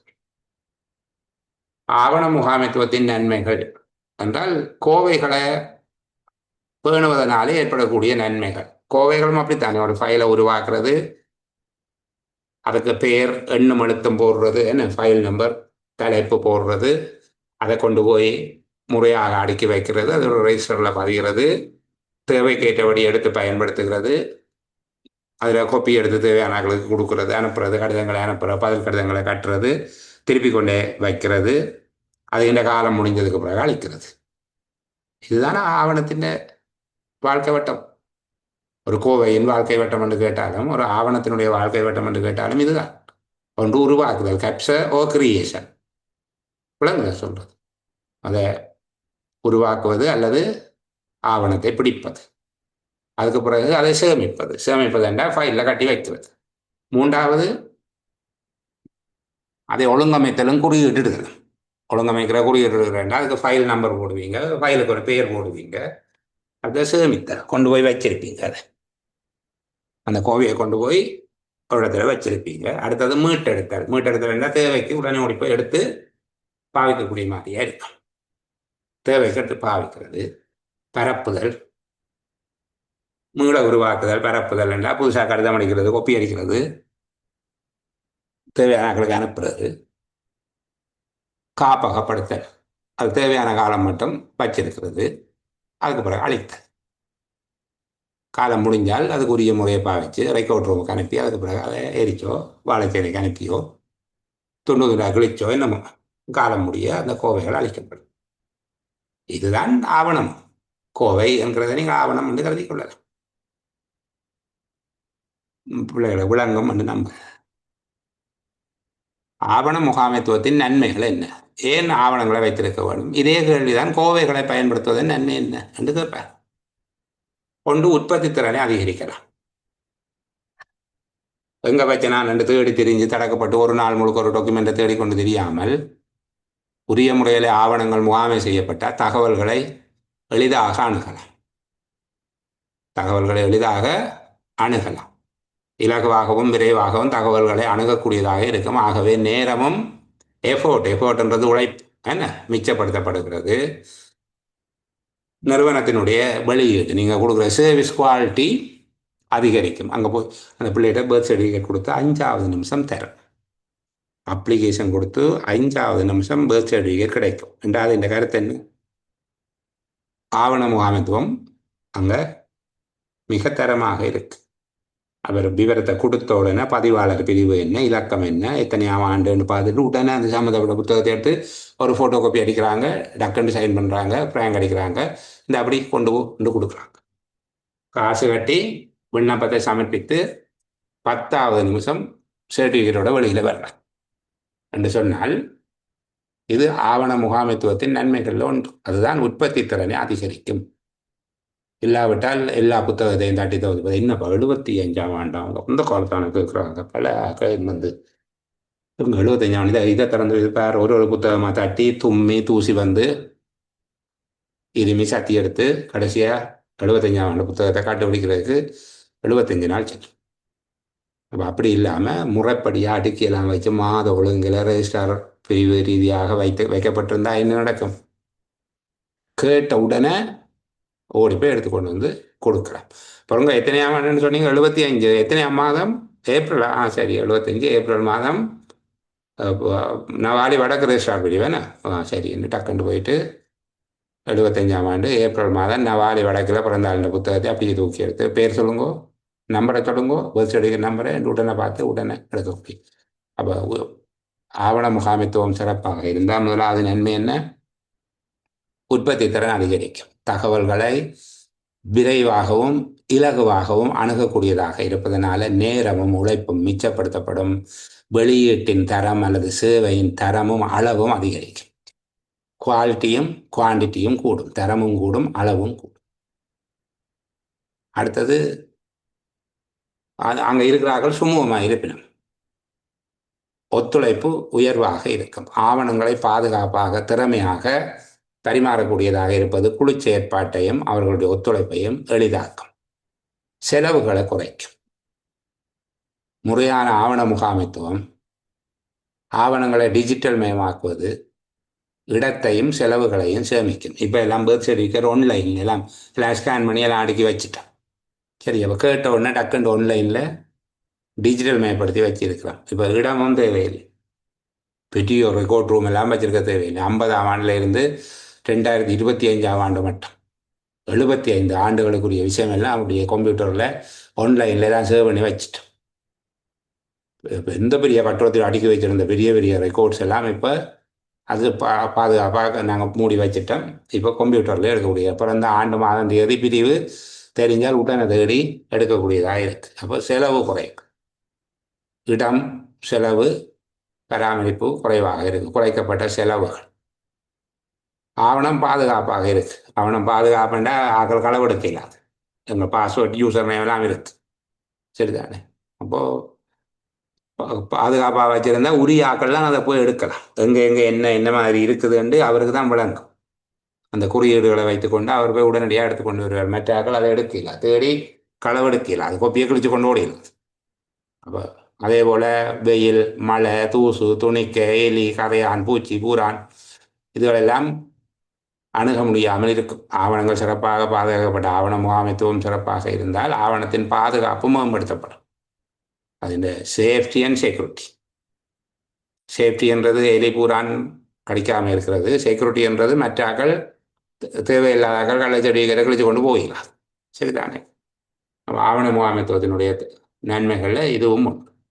அடுத்தது சில சட்ட தேவைப்பாடுகள் இருக்கும். சட்டத்தினால சொல்லப்பட்டிருக்கும். ஆடிட் பண்ணுறதுக்கு வந்து பார்ப்போம். வவுச்சருக்கு வைப்போம் என்றால் வவுச்சர் எல்லாம் ஒழுங்காக கட்டி முறைப்படி வச்சிருந்தால் அவர்களுடைய நிர்வாக ஒழுங்குமுறை சார்ந்த தேவைப்பாடுகளை நிறைவேற்றக்கூடியதாக இருக்கும். அதுபோல ஆவணங்களுக்கான அனர்த்தம் ஏற்படுவது தடுக்கப்படும். அனர்த்தங்கள்லேருந்து பாதுகாப்பு, டிசாஸ்டர் ரிகவரி. சிறந்த ஆவண முகாமைத்துவம் இருந்தால் அழிஞ்சாலும் எடுக்கக்கூடியதாக இருக்கும்.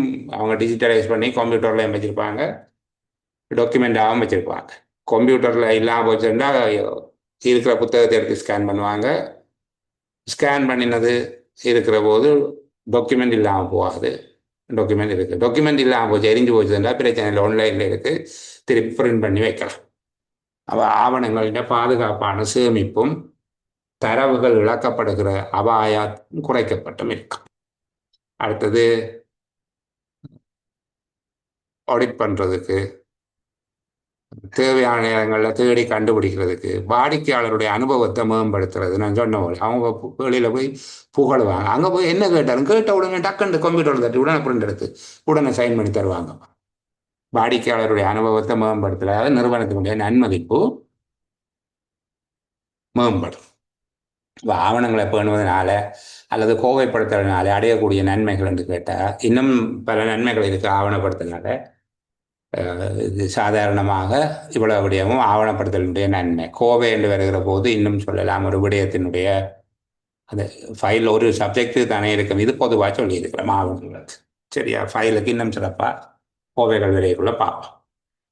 ஆவண முகாமைத்துவத்தினுடைய நன்மைகள் தகவல்களை இலகுவாக எளிதாக அணுகக்கூடியதாக இருக்கும். அதனால் உற்பத்தியை வெளியீட்டினுடைய பொருட்கள் சேவைகளினுடைய தரமும் அளவும் கூடும். அங்கே அலுவலகத்தில் குழுக்களுக்கு இடையிலான ஒத்துழைப்பு உயர்வாக இருக்கும். செலவுகள் குறையும். ஆவணங்கள் பாதுகாப்பாக இருக்கும். சட்ட ரீதியான தேவைப்பாடுகள், விதிமுறை தேவைப்பாடுகள் நிறைவேற்றப்படும். கணக்காய்வுக்கு, சிறந்த கணக்காய்வுக்கு ஒரு வழியாக அமையும். ஆவணங்களின் பாதுகாப்பு, அவை இழக்கப்படுகிற அபாயம் குறையும். வாடிக்கையாளர்கள் நன்மதிப்பு ஏற்படும். நிறுவனத்துக்கு சிறந்த நன்மதிப்பு ஏற்படும். வாடிக்கையாளருக்கு சிறந்த அனுபவத்தை பெற்றுக் கொடுக்கக்கூடியதாக இருக்கும். சரி, அடுத்த இந்த பகுதியை பார்த்துட்டு ஒரு சின்ன பிரேக் கொண்டு விடுவோம். ஆவணங்களின் பாதுகாப்பு என்பதால் கருதுவது யாது? ஆவணங்களின் பாதுகாப்பு சரிதானே? அலுவலகத்தில் ஆவணங்களின் பாதுகாப்பு முக்கியமானதாகும். ஏன் என்று சொல்லுங்க, இப்படியெல்லாம் கேட்பார். ஆவணங்களின் பாதுகாப்பு இரண்டு வகையாக இருக்கும். ஒன்று ஆவணத்தின் பௌதீக ரீதியான பாதுகாப்பு, இரண்டாவது ஆவணங்களில் உள்ள தகவல்களுக்கான பாதுகாப்பு. ஆவணங்களின் பௌதீக ரீதியான பாதுகாப்பு, இரண்டாவது ஆவணங்களில் உள்ள தகவல்களுக்கான பாதுகாப்பு. பௌதீக ரீதியான பாதுகாப்பு என்றால் அது அழிஞ்சு போகாமல் பாதுகாக்கிறது. தகவல்களுக்கான பாதுகாப்பு என்றால் ஆவணம் இருக்கும், ஆனால் நாங்கள் ஒருத்தருக்கும் தெரியாது, ரகசியம் நினைக்க அது இந்த கோப்பியெல்லாம் கொண்டு போயிடுவாங்க. உதாரணத்துக்கு எக்ஸாம் பேப்பர், சரிதானே? எக்ஸாம் பேப்பருக்கு பரீட்சை மண்டபத்துக்கு தரப்போகிற பரீட்சை வினாத்தாளை பொறுத்தவரையில் அது ரெண்டு விதமான பாதுகாப்பும் வேணும். அதை கொண்டு வந்து வச்சிருக்க, அதை கரையான் அரிக்கிறது, எலி கடிக்கிறது, அல்லது மழை ஒழுகி கரைஞ்சு போகிறது, இப்படியாகவும் இருக்கக்கூடாது. பல பேப்பர் பாதுகாப்பு தான் இருக்குது. அதில் இருக்கிற கேள்வி தான் எல்லாருக்கும் தெரிஞ்சிட்டு, யாரோ படம் பிடிச்சி வாட்ஸ்அப் குரூப்புகளில் போட்டுட்டான். அது தகவல்களுக்கான பாதுகாப்பு இல்லாமல். இரவு எலி கடிச்சு போட்டுது அல்லது மழை ஒழுக்கு அவ்வளவு பேப்பரை நனைஞ்சு ஊறிட்டுது என்றது பௌதிக ரீதியான பாதுகாப்பு இல்லாத பிரச்சனை. அப்போ ஆவணங்களின் பாதுகாப்பு என்பது ரெண்டு வகையான பாதுகாப்பை குறிக்கும். ஒன்று ஆவணங்களின் பௌதிக ரீதியான பாதுகாப்பு, கரையான், பூச்சி, எலி, தீ, மழை, வெள்ளம், தூசி போன்ற அனர்த்தங்களினால பாதிப்படையாத வகையில் இதை வைத்திருக்க வேணும். அதுபோல் ஆவணங்களை எடுக்க கிளிகிற மாதிரியாக கட்டக்கூடாது. ஆவணங்கள் பயன்பாட்டின் போது, கையாளும் போது சேதமடையாத வகையில் கோவை செய்யப்பட வேணும். தொலைந்து போகாமல் இருக்கும் பொருட்டு பொருத்தமான ரெஜிஸ்டர் வச்சிருக்கணும். ஃபைலோடு அப்படியே தொலைஞ்சு போயிடும் என்றதுக்காக கோவைகளினுடைய நடமாட்டத்தை அல்லது ஆவணங்களின் நடமாட்டத்தை பதிவதற்கான பொருத்தமான கட்டுப்பாட்டு முறைகள் இருக்கணும். ஃபைல் எப்படி கொண்டு போகிறது, ப்ரேஷரில் பதிஞ்சு எடுத்துக்கொண்டு போய் அங்கே கொடுத்து அந்த மாதிரியாக இருக்க வேண்டும். 3 விதமாக நாங்கள் சொல்லுகிறோம். ஒன்று அதை அழிவடைதல், அடுத்தது கையாளும் போது பழுதாடுகிறது, 3வது தொலைந்து போக்குதல் ஆகியவை தடுக்கிற மாதிரி இருக்கணும் பௌதிக ரீதியான பாதுகாப்பு. அடுத்தது ஆவணங்களில் உள்ள தகவல்களுக்கான பாதுகாப்பு. இது முக்கியமான தகவல்கள் உரியவர்களை தவிர மற்றவர்கள் பார்க்க முடியாத வகையில் பாதுகாப்பு ஏற்பாடு செய்யப்பட வேண்டும். பாதுகாப்பான இடத்திலே ஆவணங்கள் வைத்து பூட்டப்பட வேண்டும். அதே போல இலத்திரனியல் மூலமாக வலையமைப்புகள், நெட்வொர்க், இவற்றின் மூலமாக இப்போ வலையமைப்பு என்றது ஆன்லைனில் செய்கிற விஷயங்கள் சரிதானே. அது ஒரு டாக்குமெண்ட்டை பார்க்குறது, டவுன்லோட் பண்ணுறது, அதில் ஏதாவது எடிட் பண்ணுறது, இது எல்லாம் அதிகாரமளிக்கப்பட்டவர்கள் மட்டும்தான் செய்யக்கூடியதாக இருக்கும். இப்போ எங்களுடைய எலெக்ஷன் இருக்குது, எலெக்ஷன் ஆஃபீஸில் இருக்கக்கூடிய அதனுடைய இமெயிலையோ எங்களுடைய அந்த போர்ட்டலோ வேறு எந்த கம்ப்யூட்டர்லேயும் ஓப்பன் பண்ணிடலாம். இப்போ நான் என்னுடைய வீட்டு கணனியில் வந்து அதை ஓப்பன் பண்ணவே இல்லை. எலெக்ஷன் ஆஃபீஸில் இருக்கிற VPN கூடாக மட்டும்தான் ஓப்பன் பண்ண இயலும். அது தலைமை அலுவலகத்தில் இருந்து கட்டுப்படுத்த இயலும். அதுவும் என்னுடைய பணியாளர்கள், என்னுடைய CC, என்னுடைய முகாமைத்துவ உத்தியோகத்தர்கள், அபிவிருத்தி உத்தியோகத்தர்கள், யார் யார் எந்த எல்லை வரைக்கும் போகலாம். ஒருவருடைய பெயரை பட்டியலில் இருந்து அழிக்கிறதுங்கிறது அவர்கள் செய்ய முடியாது.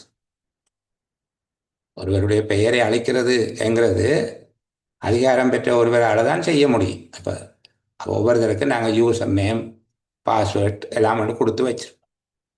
அவர்கள் தங்களுடைய எல்லை வரையில் தான் பணியாற்றக்கூடியதாக இருக்கும். வேறு ஆக்கள் அதை போய் பார்க்க இயலாது. டவுன்லோட் பண்ணுறதோ, அதை எடிட் பண்ணுறதோ, கரெக்ட் பண்ணுறதோ ஒன்றும் செய்ய இயலாது. இப்போ இது ஆவணங்களில் இருக்கிற தகவலுக்கான பாதுகாப்பு. புதுசாக ஒரு ஆளை சேர்க்கவும் இல்லாது, இருக்கிற ஒரு ஆளை நீக்கவும் இல்லை. வாக்காளர் ஆப்பில் இருக்கிற ஒரு ஆளில் கோபம் என கண்டா நான் நீக்கி விடல, சரிதானே. நீக்குவதற்கு அதுக்கு பெரிய ப்ரொசீஜர் இருக்கு. அங்கீகரிக்கப்படாதவர்களுடைய நுழைவு, ஏற்படக்கூடிய அச்சுறுத்தல்களுக்கு எதிராக பாதுகாப்பு, தகவல்கள் அனுமதியற்றவர்களால் பார்க்கப்படாமலும் உரியவர்களால் மட்டும்தான் பார்க்கவும் கையாளப்படக்கூடியதாக இருக்க வேண்டும். ஆவணங்களினுடைய பாதுகாப்பு, ஆவணங்களின் பாதுகாப்பை 2 வழிமுறைகளில் விளக்க. ஒன்று பௌதிக ரீதியான பாதுகாப்பு, அடுத்தது ஆவணங்களில் உள்ள தகவல்களுக்கான பாதுகாப்பு என்கிற விதமாக நீங்கள் பதிலளிக்க. சரியா. இப்போ இந்த அளவோடு ஒரு சிறிய இடைவேளை ஒன்று எடுத்துக்கொண்டு நாங்கள் தொடர்ந்து பேசுவோம். சரி, அப்போ நாங்கள் தொடர்ச்சியாக பேசலாம். நான் ஏற்கனவே சொன்னது போல் நாங்கள் படிக்கிற கொஞ்சம் இன்றைய வகுப்பு கஷ்டமான விஷயத்திலேருந்து இலகுவான விடயத்தை நோக்கி நகர்ற மாதிரியானதாக இருக்கும். கடந்த சேலம் முழுக்க முழுக்க இலகுவான பகுதிகளை கதைக்கிறாங்க. இன்றைக்கு கொஞ்சம் எங்களுக்கு அறிமுகம் இல்லாத அல்லது ஒன் ஷாட்டில் கேப்சர் பண்ண இல்லாத, ஒரே தடவையில் புரிந்து கொள்வதற்கு ஓரளவு சிரமப்படுத்தக்கூடிய பகுதிகள் கொஞ்சம் பார்த்துருக்கிறோம். இனி நாங்கள் வருகிற போது இலகுவான பகுதிகளுக்குள்ளே பிரவேசிக்க போகிறோம். சரிதானே. தேவையற்ற ஆவணங்களை அகற்றுவதனால ஒரு நிறுவனம் பெறக்கூடிய நன்மைகள் என்ன என்று சொல்லி கேட்கலாம். தேவையற்ற ஆவணங்களை அகற்றுவதன் மூலமாக ஒரு நிறுவனத்துக்கு கிடைக்கக்கூடிய நன்மைகள். அப்படி கேட்டால் நாங்கள் ஒரு 5-6 நன்மைகள் எழுதலாம். ஒன்று, அலுவலகத்தில் இட வசதியை பெற்றுக்கொள்ளக்கூடியதாக இருக்கும். தேவையற்ற ஆவணங்களை அகற்றினால் அந்த இடம் எங்களுக்கு மீதமாக இருக்கும். அந்த அலுவலகத்தினுடைய இட வசதியை பெற்றுக்கொள்ளக்கூடியதாக இருக்கும். 2வது, பயன்பாட்டில் உள்ள புதிய கோவைகளினுடைய பாவனை இலகுவானதாக இருக்கும். ஏன், பல தேவையில்லாததும் கலந்திருக்குமாக இருந்தால் தேவையான கோவைகளை அதுக்குள்ளே இருந்து தேடி எடுக்கிறது எல்லாம் கடினமாக இருக்கும். தேவையில்லாத எல்லாத்தையும் எடுத்து கொண்டு போய் வேறு இடத்துல போட்டுட்டோம் என்றால் அல்லது எரிச்சிட்டோம் என்றால் பயன்பாட்டில் உள்ள புதிய கோவைகளை பயன்படுத்துவது இலகுவானதாக இருக்கும். 3வது, ஆவணங்களை தேடுவதற்கான நேரமும் முயற்சியும் குறைக்கப்படும், அல்ல சிரமமும் குறைக்கப்படும். ஆவணங்களை தேடுவதற்கான நேரம், சிரமம் என்பவை குறைக்கப்படும். இலகுவாகவும் விரைவாகவும் ஆவணங்களை பெற்றுக்கொள்ளக்கூடியதாக இருப்பதனால வேலையினுடைய தரமும் அளவும் அதிகரிக்கும். இலகுவாக ஆவணங்களை பெற்றுக்கொள்ளக்கூடியதாக இருக்கிறதால விரைவாகவும் இலகுவாகவும் பெற்றுக்கொள்ளக்கூடியத வேலையை விரைவாக செய்யலாம், இலகுவாக செய்யலாம். அப்போ தரமான சேவை வழங்கக்கூடியதாக இருக்கும். நான் முதல் சொன்ன பேர்த் சர்டிஃபிகேட் உதாரணத்தை நினைத்துக்கொள்ளுங்க. இலகுவா விரைவாக சேவையை வழங்கக்கூடியதாக இருக்கும். ஊழியர்களுடைய ஆரோக்கியம் மேம்பாடடையும். ஆரோக்கியம் மேம்பாடடையும் என்றால் அந்த தேவையற்ற பழைய ஆவணங்கள், தூசு, துணிக்க போன்றவற்றில் இருந்து பாதுகாப்பாக எல்லாம் ஃப்ரெஷ்ஷாக புது ரெஜிஸ்டர், புது ஃபைல் பயன்பாட்டில் இருக்கிறது மட்டும்தான் இந்த பயன்படுத்தாத எல்லாம் இருக்குமா இருந்தால் தூசி எல்லாம் படிஞ்சு போய் இருக்கும். அப்போ அலுவலர்களுடைய ஆரோக்கியம் மேம்படும். அலுவலகத்தில் ஒரு அழகுத்தன்மையும் தூய்மையும் பேணப்படும். அலுவலகம் அழகானதாக மாறிடும். அதாவது மனங்கவரும் அலுவலகம் ஒன்றாக அது மாற்றமடையும். ஆவணங்கள் நேர்த்தியானதாக பராமரிப்பது இலகுவாக இருக்கும். குறைந்த எண்ணிக்கையான ஆவணங்களே பராமரிக்க வேண்டிய ஏற்படும். தேவையற்ற ஆவணங்கள் பதிவேடுகளை அகற்றுவதனால குறைந்த எண்ணிக்கையான ஆவணங்களே பராமரிக்க வேண்டிய ஏற்படுவதால் அவற்றில் நேர்த்தியாக பராமரிக்கக்கூடியதாக இருக்கும். தூய்மையும் அழகும் மேம்படுவதாக இருக்கும். இந்த காரணங்களை முன்னிட்டு நிறுவனத்தினுடைய நன்மதிப்பும் உற்பத்தி திறனும் மேம்படும்.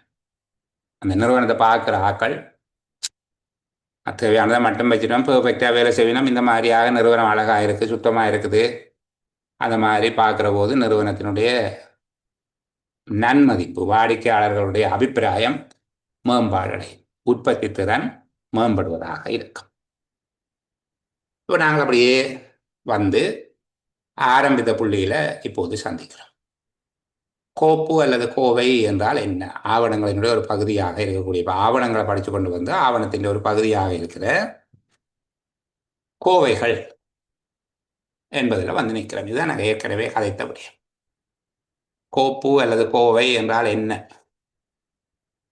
ஒரு நிறுவனம் அல்லது அமைப்பு, ஒரு நிறுவனம் அல்லது அமைப்பின் நடவடிக்கைகளின் போது உருவாகின்ற ஆவணங்கள், கடிதங்கள், பதிவுகள் போன்றவற்றை முறைப்படியாக சேகரித்து வகைப்படுத்தி பாதுகாத்து வைக்கின்ற ஒன்று சேர்த்தல், கலெக்ஷன் ஆஃப் டாக்குமெண்ட், கோப்பு என்று அழைக்கப்படும்.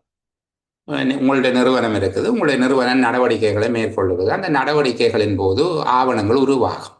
நீங்கள் ஒரு பதில் கடிதம் அனுப்புவீங்க, இல்லை நீங்கள் ஒரு கடிதம் அனுப்புவீங்க, அதுக்கு அவர் ஒரு பதில் கடிதம் அனுப்புவார், அதுக்கு நீங்கள் இன்னொரு பதில் ஒன்றை கொடுப்பீங்க. இப்போது நிறுவனத்தின் நடவடிக்கைகளின் போது ஆவணங்கள், கடிதங்கள், அந்த கடிதம் வந்தது ஒரு ரெஜிஸ்டரில் பதிவுகள் போன்றவை தோன்றும். ஒரு நிறுவனம் அல்லது அமைப்பினுடைய நடவடிக்கைகளின் போது உருவாகின்ற ஆவணங்கள், கடிதங்கள், பதிவுகள் போன்றவற்றை முறைப்படி சேகரித்து வகைப்படுத்தி பாதுகாத்து வைக்கின்ற ஒன்று சேர்த்தல் கோப்பு எனப்படும். இது ஒரு விடயம் பற்றியதாக அல்லது நபர் பற்றியதாக அல்லது ஒரு அமைப்பு பற்றியதாக இருக்கலாம்.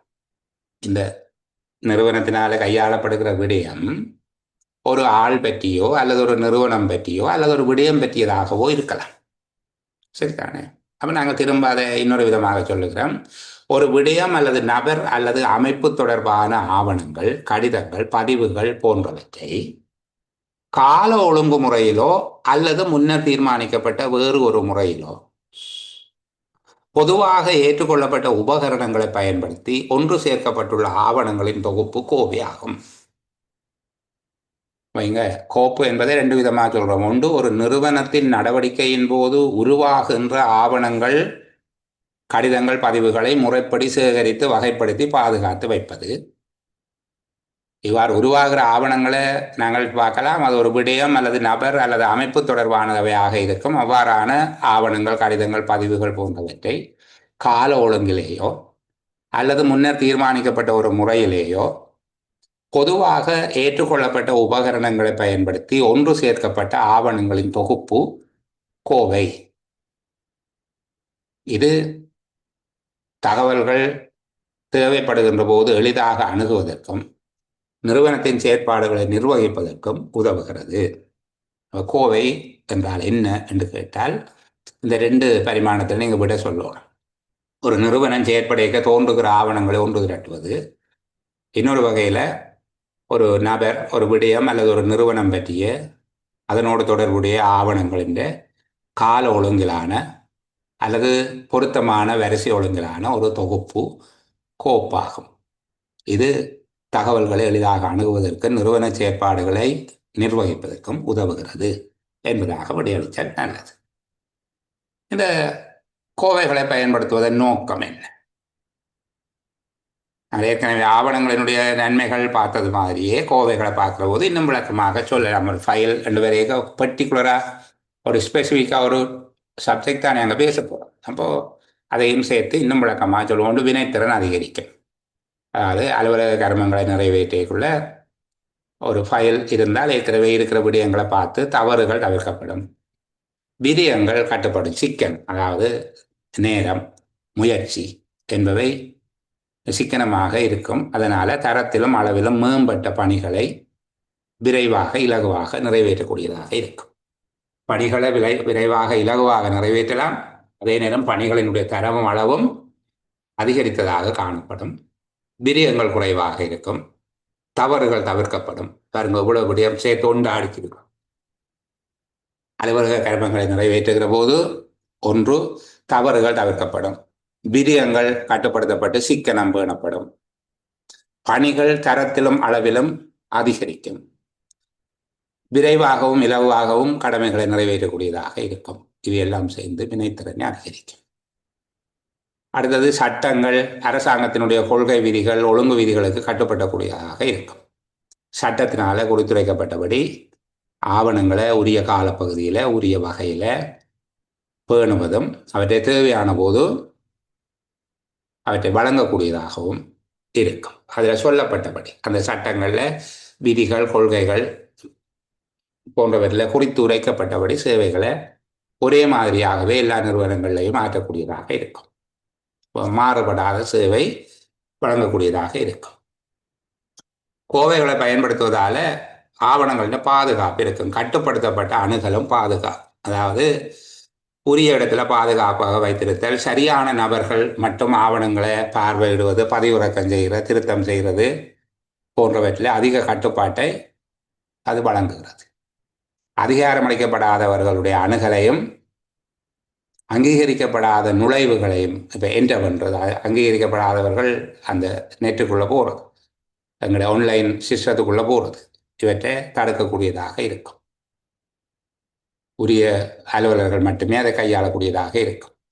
எதிர்கால நடவடிக்கைக்கு தேவையான தகவல்களை வழங்குவது, தேவையான தகவல்கள் பதிவுகளை ஒன்றாக திரட்டி அதுக்கு பெயரிட்டு கோப்புகளாக வைத்திருப்பதன் மூலமாக அந்த விடயத்தினுடைய கடந்த கால வரலாற்றை புரிந்து கொள்ளவும், பொருத்தமான தகவல்களை பார்த்து பொருத்தமான திட்டமிடல், தீர்மானம் எடுத்தல் செய்முறைகளுக்கு இது உதவும்.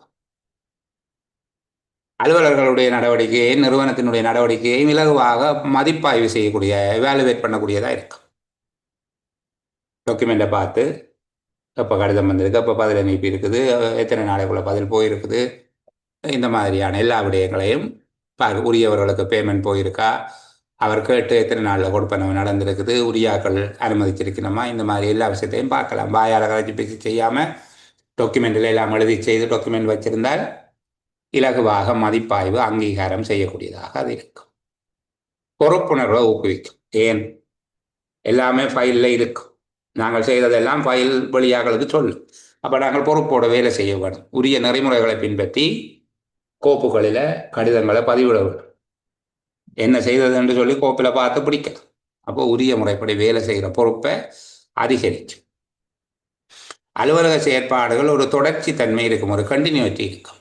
ஏன், ஏற்கனவே என்ன நடந்திருக்குது என்று பார்த்து அதில் தொடர்ச்சியாக வேலை செய்யலாம். அல்லது சூரி பரோட்டா சாப்பிட்ட மாதிரி தொடக்கத்தில் இருந்து திருப்பி திருப்பி சாப்பிட்ற வேலை இருக்காது. அலுவலக செயற்பாடுகளை தொடர்ச்சி தன்மை வேணப்படும். முக்கிய நோக்கங்களை அடைவதற்கான தகவல்களை பெற்றுக்கொள்வதற்கு இந்த பதிவேடுகளை பயன்படுத்தி பணியாற்றக்கூடியதாக எல்லாம் இருக்கும். கோவைகளை பயன்படுத்துவதனுடைய நன்மை என்ன, நிறைய நன்மைகளை நான் சேர்த்து அப்படியே பாசலாக தான் இதுக்கு சொல்லியிருக்கு. இந்த பகுதிகளை பார்த்து வச்சிருக்கிறார். அலுவலக பொருளில் கோப்புகளை பயன்படுத்துவதனாலே ஏற்படுகிற நன்மை என்ன என்று கேட்டால் நீங்கள் சொல்லுவீங்க. அலுவலகத்தில் பேணப்படும் கோவைகளினுடைய வகைகள் இது கடந்த செயலமர்வில் பேசி இந்த ஒவ்வொரு கோவைகள் தொடர்பாகவும் நான் விளங்கப்படுத்தி இருக்க முடியாது. சரிதானே? இந்த ஒவ்வொரு கோவைகள் தொடர்பாகவும் விளங்கப்படுத்தி இருக்கிறதால இன்றைக்கு திருப்பி அதை கதைச்சு உங்களுடைய நேரத்தை விரயம் செய்ய விரும்ப இல்லை. ஒவ்வொரு கோவைகள் தொடர்பாகவும் ஏற்கனவே குரல் ஒலிப்பதிவுகளும் பதிவு செய்யப்பட்டிருக்கு. பிள்ளைகள் அதை பார்த்துக்கொள்ளவும். சரியா? அடுத்தது கோப்பிடல் அல்லது கோவைப்படுத்தல் என்றால் என்ன? நாங்கள் ஆவணப்படுத்தல் என்கிற ரெண்டுக்கும் இடையில வித்தியாசம் இருக்குது என்று பார்த்தோம் தான். ஆவணப்படுத்தல், டாக்குமெண்ட்ஸ் அண்ட் டாக்குமெண்டேஷன், இந்த ரெண்டுக்கும் வித்தியாசம் இருப்பது போல ஃபைலிங் ரெண்டுக்கும் வித்தியாசம் இருக்கு. ஃபைல் என்றால் அது ஒற்றை ஒரு கட்டு, அவ்வளவுதான். சரிதானே? கோவைப்படுத்தல் அல்லது கோப்பிடல், ஃபைலிங் என்று சொல்லி வருமாக இருந்தால் அந்த கோவைகளை பேணுவது தொடர்பான விடயங்களுக்குள்ள வரும். சகல விடயங்கள் தொடர்பான கடிதங்களையும் விடய ரீதியாக பிரித்து, சப்ஜெக்ட் வைஸாக பிரித்து, அதை கால ஒழுங்கிலேயோ அல்லது பொருத்தமான ஒரு முறையிலேயோ உபகரணங்களை பயன்படுத்தி இலகுவாகவும் விரைவாகவும் தேடிக்கொள்ளக்கூடிய வகையில ஒன்று திரட்டி வைத்திருக்கிறது. அப்ப இங்க ஒன்றுக்கு மேற்பட்ட கோவைகள் இருக்கு. இதுதான் இங்க விடை.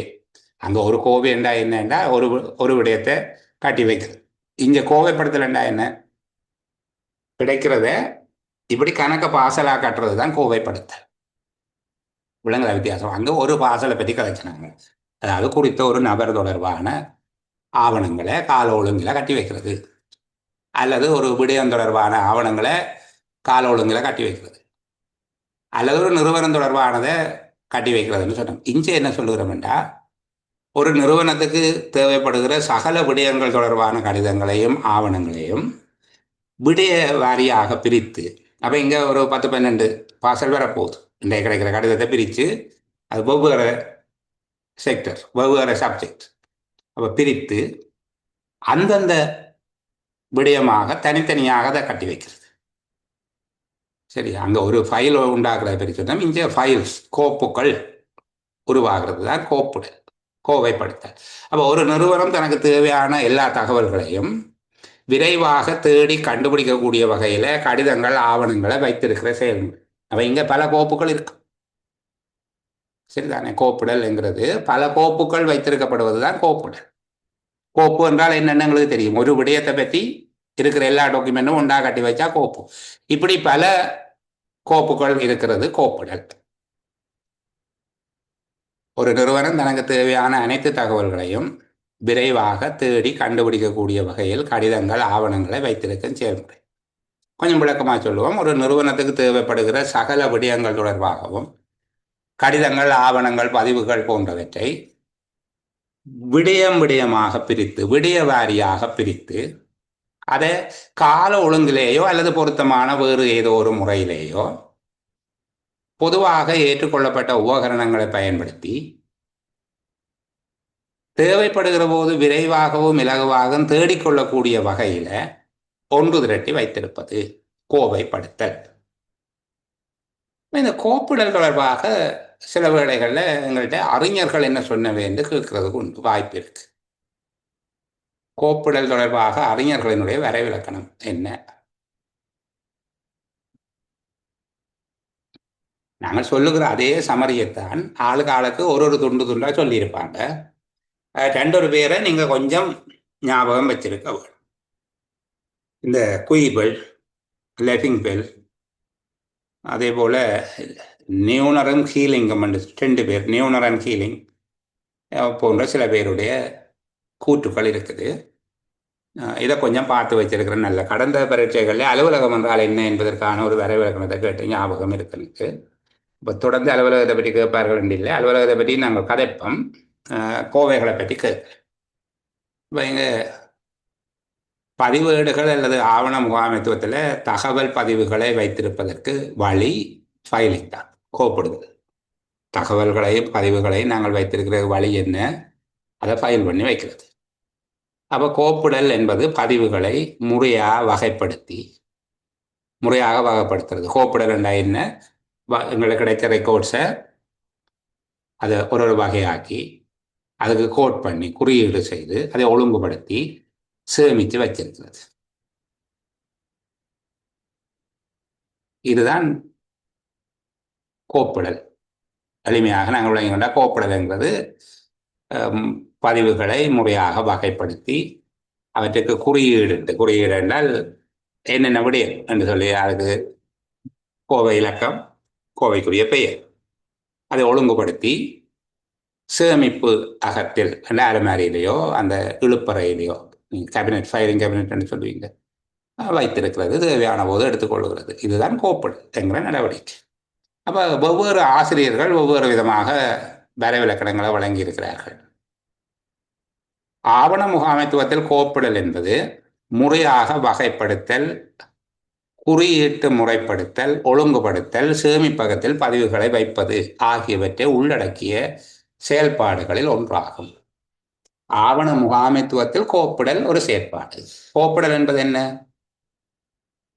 முறையாக வகைப்படுத்துதல், பதிவுகளை முறையாக வகைப்படுத்துதல், குறியீட்டு முறைப்படுத்தல். குறியீட்டு முறைப்படுத்தல் என்றால் நான் ஏற்கனவே சொன்ன போல ஆல்பபெட் ஓர்டர்லேயோ, நம்பர் ஓர்டர்லேயோ, அல்லது ஆல்பா நியூமரிக்கல் ஓர்டர்லேயோ, ஜியோகிராபிக்கல் ஓர்டரோ என்னமோ அதை முறைப்படுத்த, குறியீட்டு முறைப்படுத்தல், ஒழுங்குபடுத்துதல், சேமிப்பகத்தில் பதிவுகளை வைப்பது. ரெக்கார்ட் ரூமில் பதிவுகளை வைக்கல, நீங்கள் உங்களுடைய அலுமாரியிலையோ அல்லது ஃபைலிங் கேபினெட்லேயோ அதை வச்சிருக்கு என்பவற்றை உள்ளடக்கிய செயல்பாடு.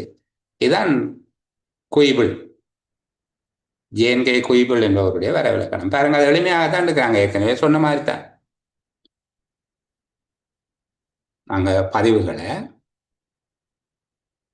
முறையாக வகைப்படுத்துதல், குறியீடு செய்து முறைப்படுத்துதல், ஒழுங்குபடுத்துதல் மற்றும் சேமிப்பகத்தில் பதிவுகளை வைத்திருப்பது.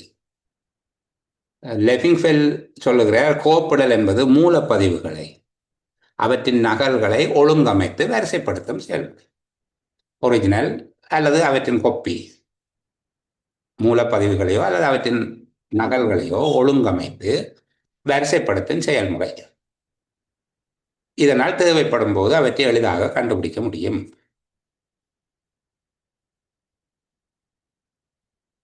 நியூனரும் ஹீலிங்கும் சேர்ந்து ஒரு வரைவிலக்கணம் எழுதியிருக்கணும். இதெல்லாம் வந்து எழுதுகிற வேண்டுக கூட அவர்கள் முகாமைத்துவம் தொடர்பாக புத்தகங்கள் எழுதுகிற போது சில வரைவிலக்கணங்களை கொடுப்பார். சரிதானே? ஃபைலிங் என்னென்ற ஒரு வரைவிலக்கணம் கொடுப்பார். நியூனர் அண்ட் ஹீலிங். கோப்பிடல் என்பது வணிக கடித போக்குவரத்து மற்றும் பதிவுகளை முறையாக ஏற்பாடு செய்து பராமரிப்பதாகும். இதனால் அவை எதிர்கால குறிப்புக்கு தேவைப்படும் போது கண்டுபிடிக்கப்பட்டு வழங்கப்படலாம். கோப்பிடல் என்பது வணிக கடித போக்குவரத்து மற்றும் பதிவுகளை முறையாக ஏற்பாடு செய்து பராமரிப்பதாகும். இதனால் அவை எதிர்கால சேமிப்புக்கு தேவைப்படும் போது கண்டுபிடிக்கப்பட்டு வழங்கப்படலாம். அடுத்தது ஜோர்ஜ் ஆர் டெரி.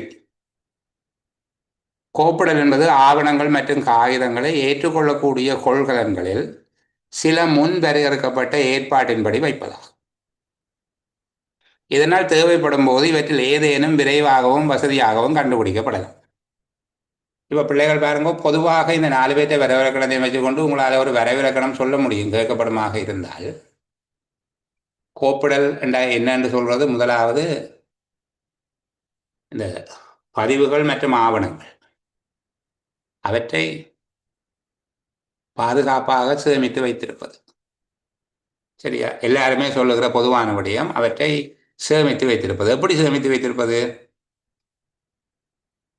முறையாக ஒழுங்குபடுத்தி சேமித்து வைத்திருப்பது. முறையாக ஒழுங்குபடுத்தி சேமித்து வைத்திருப்பது. தேவையான போது அவற்றை கண்டுபிடிப்பதற்கு உதவியாக இருக்கும். இந்த 2 விடயத்தையும் சேர்த்ததாகவே ஒரு வரைவிலக்கணத்தை ஞாபகம் வரையில் அந்த நேரம் கேட்க, குயிபிள் என்ன சொன்னவர், லெவிங்வெல் என்ன சொன்னவர் என்று சொல்லி ஒன்று ஞாபகம் வரையில உத்தேசமாக இந்த 2 பொருளும் அமையும்படி ஒரு பதிலை கொடுத்தால் திருத்துறவர் கிட்டத்தட்ட கன்ஃபியூஸ் ஆகும். இதுதானே அங்கேயும் சொல்லி கிடக்கு என்று சொல்லி. சரிதானே? பதிவுகளை முறையாக வகைப்படுத்தி குறியீடு செய்து ஒழுங்குபடுத்தி சேமித்து வைத்தல்.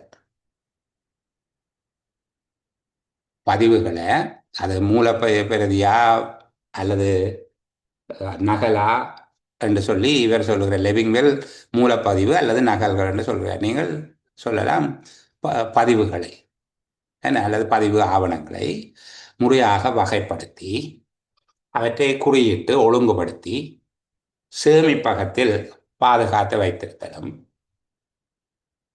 தேவைப்படும் போது அவற்றை எளிதாக கண்டுபிடிக்க உதவும். இப்போ ரெண்டு விஷயம் அதுக்குள்ள வரவும். ஆவண முகாமைத்துவம் என்பதில் ஒரு விஷயம்தான் ஃபைலிங் மேனேஜ்மெண்ட். அப்போ கோப்பிடல் என்று கேட்கப்பட்டால் நாங்கள் சொல்லுவோம், கோப்பிடல் என்பது பதிவுகளை முறையாக வகைப்படுத்தி குறியீடு செய்தல், அவற்றை ஒழுங்குபடுத்துதல் மற்றும் பாதுகாப்பாக சேமிப்பகத்தில் வைத்திருத்தல். இதனால் தேவைப்படும் போது அவற்றை எளிதாக கண்டுபிடிக்க முடியும். இந்த ரெண்டும் தான் இதுக்குள்ள இருக்கிற பிரதான சாராம்சம். 4 பேருடையதையும் முடியும், எங்களால் நாங்கள் பாடமாக்கிக் கொள்வோம், ஞாபகப்படுத்தி வைத்திருப்போம் என்றால் நீங்கள் தனியாக பாடமாக்க இல்லாது. நீங்கள் ஒன்றும் ஏஎல் பிள்ளைகள் இல்லை.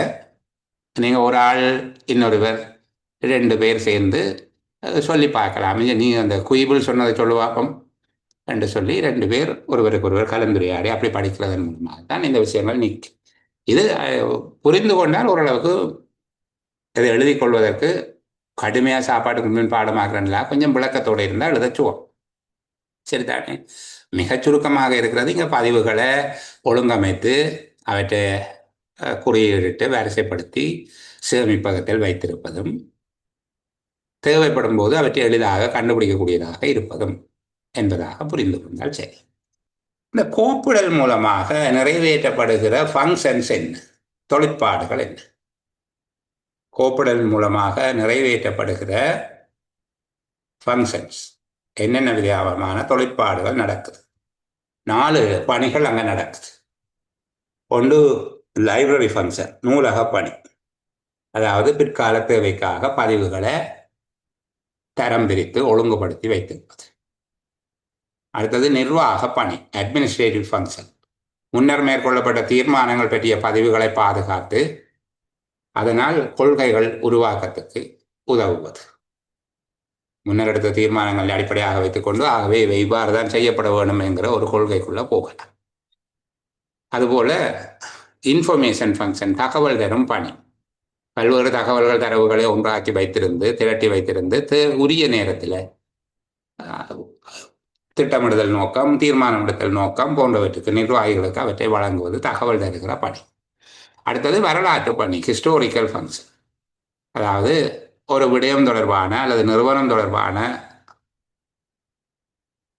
கால ஒழுங்கிலான தகவல்களை இது வழங்கும் ஒரு வரலாற்று பணி. முறையான வழியில் நிறுவனத்தின் வளர்ச்சி பற்றிய முக்கிய பதிவுகளை பாதுகாத்து வைப்பது வரலாற்று பணி என்று சொல்லப்படுது. உண்மையில நிறுவனத்தின் வளர்ச்சி பற்றிய மட்டுமல்ல, எந்த ஒரு விடயம் பற்றிய தொடர்ச்சியும் அங்கே இருக்கும். இப்போ கோப்பிடலாம் நிறைவேற்றப்படுகிற பணிகள் என்று கேட்டால் நீங்கள் பார்க்கணும், பிரேக்கெட்டுக்கு ஃபங்க்ஷன் என்று போட்டிருக்காங்களா? சரியா? ஃபங்க்ஷன் என்றால் அது கோப்பிடலின் தொழிற்பாடுகள், 4 விதமான தொழிற்பாட்டை செய்து ஒரு நூலகம் மாதிரியாக இருக்குது, நிர்வாகத்துக்கு உதவுது, தகவல் வழங்குகிறது, ஒரு வரலாற்றை பேணுகிறது என்கிற 4 விதமான பணி அங்கே இருக்கு. நூலக பணி, நிர்வாக பணி, தகவல் தரும் பணி, வரலாற்று பணி என்கிற 4 விதமான பணிகளை இது கொடுக்கிறது. சரியா? இந்த விடயங்கள் எனக்கு தெரிஞ்ச வகையில் பிள்ளைகள் தமிழ் மொழி மூலமான புத்தகங்கள்ல இல்லை. இதுக்கான புத்தகங்களை பெற்றுக்கொள்வதும் கடினம், அப்படியாக இல்லை. முகாமைத்துவம் சார்ந்த சில புத்தகங்கள் இருந்தாலும் அலுவலக முறைமை தொடர்பிலான இங்கொன்றும் அங்கொன்றுமாக எழுதப்பட்ட சில புத்தகங்கள் இருக்கு, அது பொருத்தமானவை அல்ல. ஆனால் சிங்கள மொழியில் நிறைய விடயங்கள் இருக்குது. இது வடமத்திய மாகாணத்தில் 2 உயர்நிலை அதிகாரிகள் இலங்கை நிர்வாக சேவையில் அதிசிறப்பு தரத்தில் இருக்கக்கூடிய 2 சேராக்கள் தொகுத்து வழங்கியிருந்த ஒரு செயலமர்வில் கணிசமான விடயங்கள் இந்த கோப்பிடல் தொடர்பாக கிடைக்கப்பெற்றது. உண்மையில் வினாத்தாள்களை தயாரிக்கின்ற, அதற்கான புள்ளியியல் திட்டங்களை தயாரிக்கின்ற பணிகளை அப்படியான ஆக்களை அதை செய்யுது. அப்போ அந்த படிமானங்களில் கொஞ்சம் இப்போ கடந்த செயலமர்வுகளில் கற்பிக்கப்பட்டதை விட இந்த வருஷம் உங்களுக்கு சில விஷயம் கொஞ்சம் கூட சொல்லித்தரும். அதுக்காக கடந்த வீடியோஸை நீங்கள் பார்க்க தேவையில்லை என்பது அல்ல, சரிதானே? அதில் இருக்கிறத விட சில விடயங்கள் இதில் கூட இருக்கும். கட்டாயம் பழைய வீடியோஸும் போட்டிருக்கிறத பாருங்க. இன்னும் சிலதுக்கு கையிருப்பில் இருக்கக்கூடியவ, கையிருப்பில் என்னோட யூடியூப் தளத்தில் இருக்குது, நீங்கள் அதை தேடி எடுக்க மாட்டீங்க. நான் தேடி எடுத்து உங்களுக்கு அதை பகிர்வேன், அவற்றையும் பாருங்கள். இந்த நோட்ஸை படியுங்க. ஓரளவுக்கு விளங்கி படிக்க வேணும். வெறுமனே பாடமாக்குறதுன்றது மறந்து போயிடும். மற்றது இப்படி எழுதி வைங்க. இப்போ கோவையிடலின் படிமுறைகள் ரெண்டு சொல்லி போட்டு பக்கத்தில் 6 என்று போட்டு வைங்க. ஒரே பேப்பர் எடுத்து நீள வாக்கில் 2ஆக மடியுங்கோ. மடிச்சுட்டு கோவையிடல் படிமுறைகள் ரெண்டு போட்டு 6 ரெண்டு போடுங்க. இதை பார்க்க உங்களுக்கு எல்லாம் தெரிஞ்ச மாதிரி இருக்கும். மூடி வச்சுட்டு யோசிக்க ஒன்றும் தெரியாமல் இருக்கும். அப்போ படிக்கிறதுக்கு என்ன வழின்னா ஒவ்வொரு ஹெடிங்கையும் எழுதுறது. ஒரு ஹெடிங்கை எழுதி போட்டு அதுக்குள்ளே 6 விஷயம் இருக்குது என்றால் பிறகு நீங்கள் தனியாக அந்த ஹெடிங்கை பார்த்துட்டு நினைச்சு பார்க்கணும். கோவையிடலின் படிமுறைகள் 6 முறைக்கா நினைச்சு பார்க்கறது. 4 தான் ஞாபகம் வருது, 2 ஞாபகம் வரையுது. அப்போ திருப்பி டியூட்டை எடுத்து பார்க்கலாம், அல்லது நீங்கள் எழுதி வச்ச பாடக்குறிப்பை எடுத்து பார்க்கலாம். எங்கே எழுதி வச்சிருக்கிறீங்க இல்லை இந்த டியூட்டில் இருக்கின்ற விஷயம் உங்களோட அந்த மடித்த பேப்பரில் எழுதி வைக்கணும். அப்போ தான் தேடி எடுக்கக்கூடியதாக இருக்கும். இல்லாட்டி இந்த டியூட்டோட அந்த முன்பகுதியில் அதை பின் பண்ணி வைக்கணும். அதுதான் நீங்கள் வாசிக்கிறதுக்குரிய அல்ல நீங்கள் படிக்கிறதுக்குரிய வழிமுறை. இப்போ கம்ப்யூட்டரில் நீங்கள் நிறைய டாக்குமெண்ட் வச்சுருக்கிறீங்க. எல்லா டாக்குமெண்ட்டையும் எந்த நேரம் ஓப்பன் பண்ணியாக வச்சுருக்கிறீங்க இல்லை தானே? அந்த டாக்குமெண்ட்டுடைய ஐக்கன் டெஸ்க்டாப்பில் வச்சுருக்கிறீங்க. அதை கிளிக் பண்ணோடனே டாக்குமெண்ட் ஓப்பன் ஆகுது தானே? அது மாதிரி நீங்கள் ஒரு பேப்பரில் இந்த பாடப்பரப்புக்குரிய ஐக்கனை மட்டும் கிரியேட் பண்ணி கொண்டு வரோம். சரி, ஐக்கனை கிரியேட் பண்ணுறேன்டா 1 கோவைகள் வேற இலக்கணம் என்று சொல்லி அதில் 3 என்று குறித்து வைக்கும். 3 என்றால் அந்த 3 என்னன்னு உங்களுக்கு தான் தெரியும். ஒரு நிறுவனம் அல்லது அமைப்பு ஒன்று தொழிற்படுகிற போது அங்கு உருவாகக்கூடிய ஆவணங்கள், பதிவுகள், பதிவுகேடுகள் போன்றவற்றை ஒரு காலவரன் முறையிலேயோ அல்லது பொருத்தமான ஒழுங்குமுறையிலேயோ ஒன்று திரட்டி வைக்கின்ற செயற்பாடு. ஒரு நபர் அல்லது ஒரு நிறுவனம் ஒரு அமைப்பு பற்றிய தகவல்களை கால ஒழுங்கில் அல்லது பொருத்தமான ஒழுங்குமுறையில் உரிய ஆவணங்களை பயன்படுத்தி எதிர்காலத்தில் இலகுவாக விரைவாக தேடிக்கொள்ளும் பொருட்டு ஒன்று திரட்டுதல் கோப்பு என்று சொல்லி இது நிறுவனத்தினுடைய பணிகளை இலகுவாகவும் விரைவாகவும் மேற்கொள்ள உதவும். இப்படி அதுக்கு ஒரு 3 பாயிண்ட்ஸ் இருக்குது என்றால் நீங்கள் அதை தான் 3 என்று பிரேக்கெட் பண்ணி வைக்கிறது.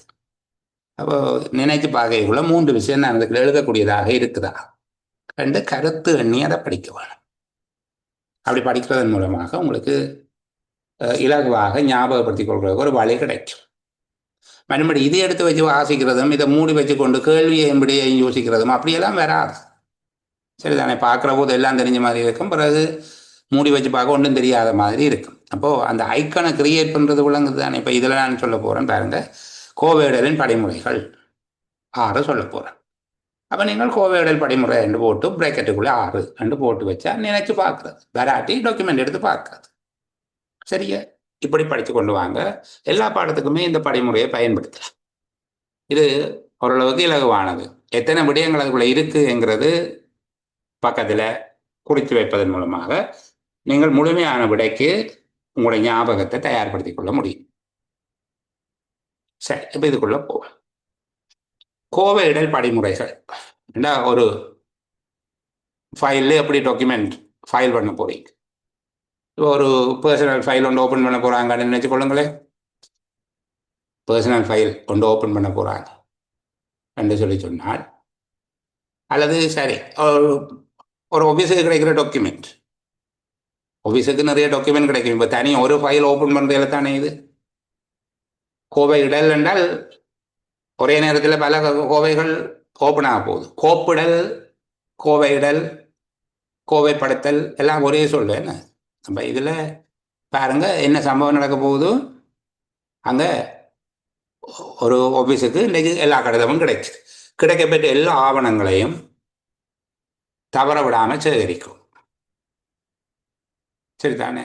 தவற விடாமல் சேகரிக்க வேணும். எல்லா ஆவணங்களையும் பார்க்கும்,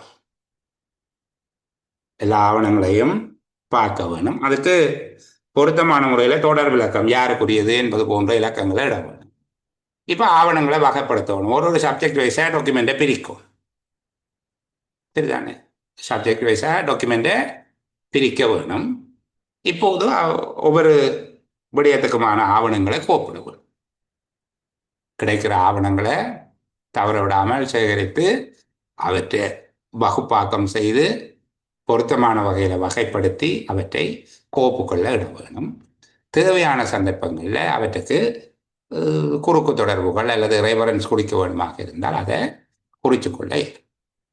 அப்போ கோப்புடல் என்பது எல்லா ஆவணத்தையும் எடுக்கிறது, அதை பார்வையிடுகிறது, பொருத்தமான தொடர் விளக்கங்களை போடுறது, ஆவணங்களை வகைப்படுத்தி கோவையில் போட்டு வைக்க வேணும்.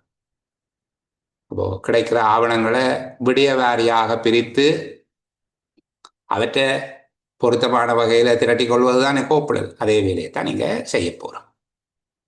அப்போ இப்படி ஃபைல் பண்ணி வைக்கிறதால என்ன நன்மை? கோவைகளினுடைய நன்மை, கோவைப்படுத்தலினுடைய நன்மைங்கிறது கிட்டத்தட்ட ஒரே மாதிரி தான். கோவைப்படுத்தல் என்றால் ஒன்றுக்கு மேற்பட்ட வெவ்வேறு விடயங்களுக்கு வெவ்வேறு கோப்புகளை வைத்திருப்பது என்று வைத்துக்கொள்வது. கோப்பு என்றால் ஒரு விடயத்துக்குரிய எல்லா டாக்குமெண்ட்டையும் ஒன்றா கட்டி வைத்திருக்கிறது கோப்பு.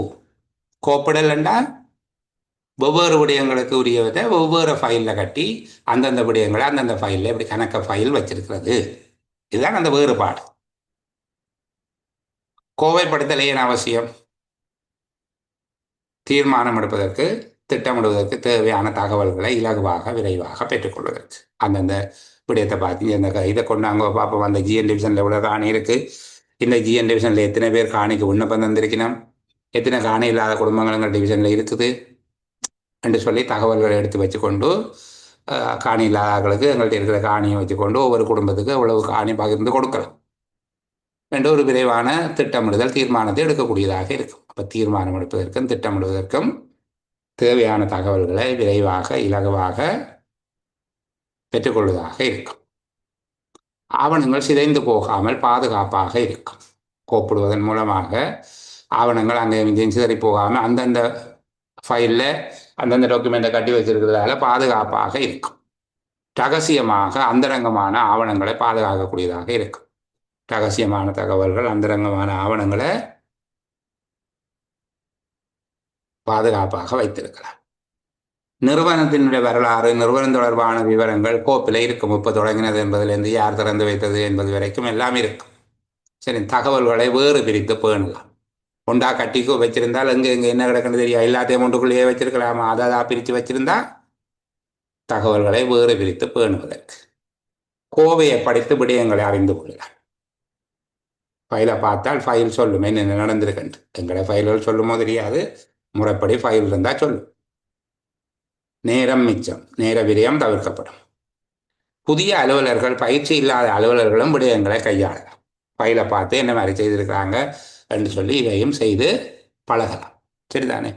இன்றைக்கு 25 ஆண்டுகளுக்கு முன்னர் நான் அரசாங்க உத்தியோக போகைகள் அப்படித்தான். எனக்கு 117 கோவைகளை தந்தார்கள். முதல் நாள் போக எனக்கு 117 கோவையும் ஒரு பட்டியலும் தந்தார்கள். 2000 ஆண்டு இந்த வேலை போகிற போது. அப்போ அந்த கோவைகளை பார்த்தால் அதில் இருக்கிற விடயம் மாதிரியாகவே தான் அடுத்து வருகிற கடிதங்களுக்கு என்ன செய்ய வேண்டும், இப்படி முதல் வந்திருக்கா, என்ன செய்திருக்காங்க, இப்படி பார்த்து தான் வேலை செய்யும். ஃபைல் சொல்லித்தரும், வேலை சொல்லித்தரும் ஒரு கோவை. சரிதானே? சேவை வளங்கள் இலகுவாக விரைவாக நடைபெறும்.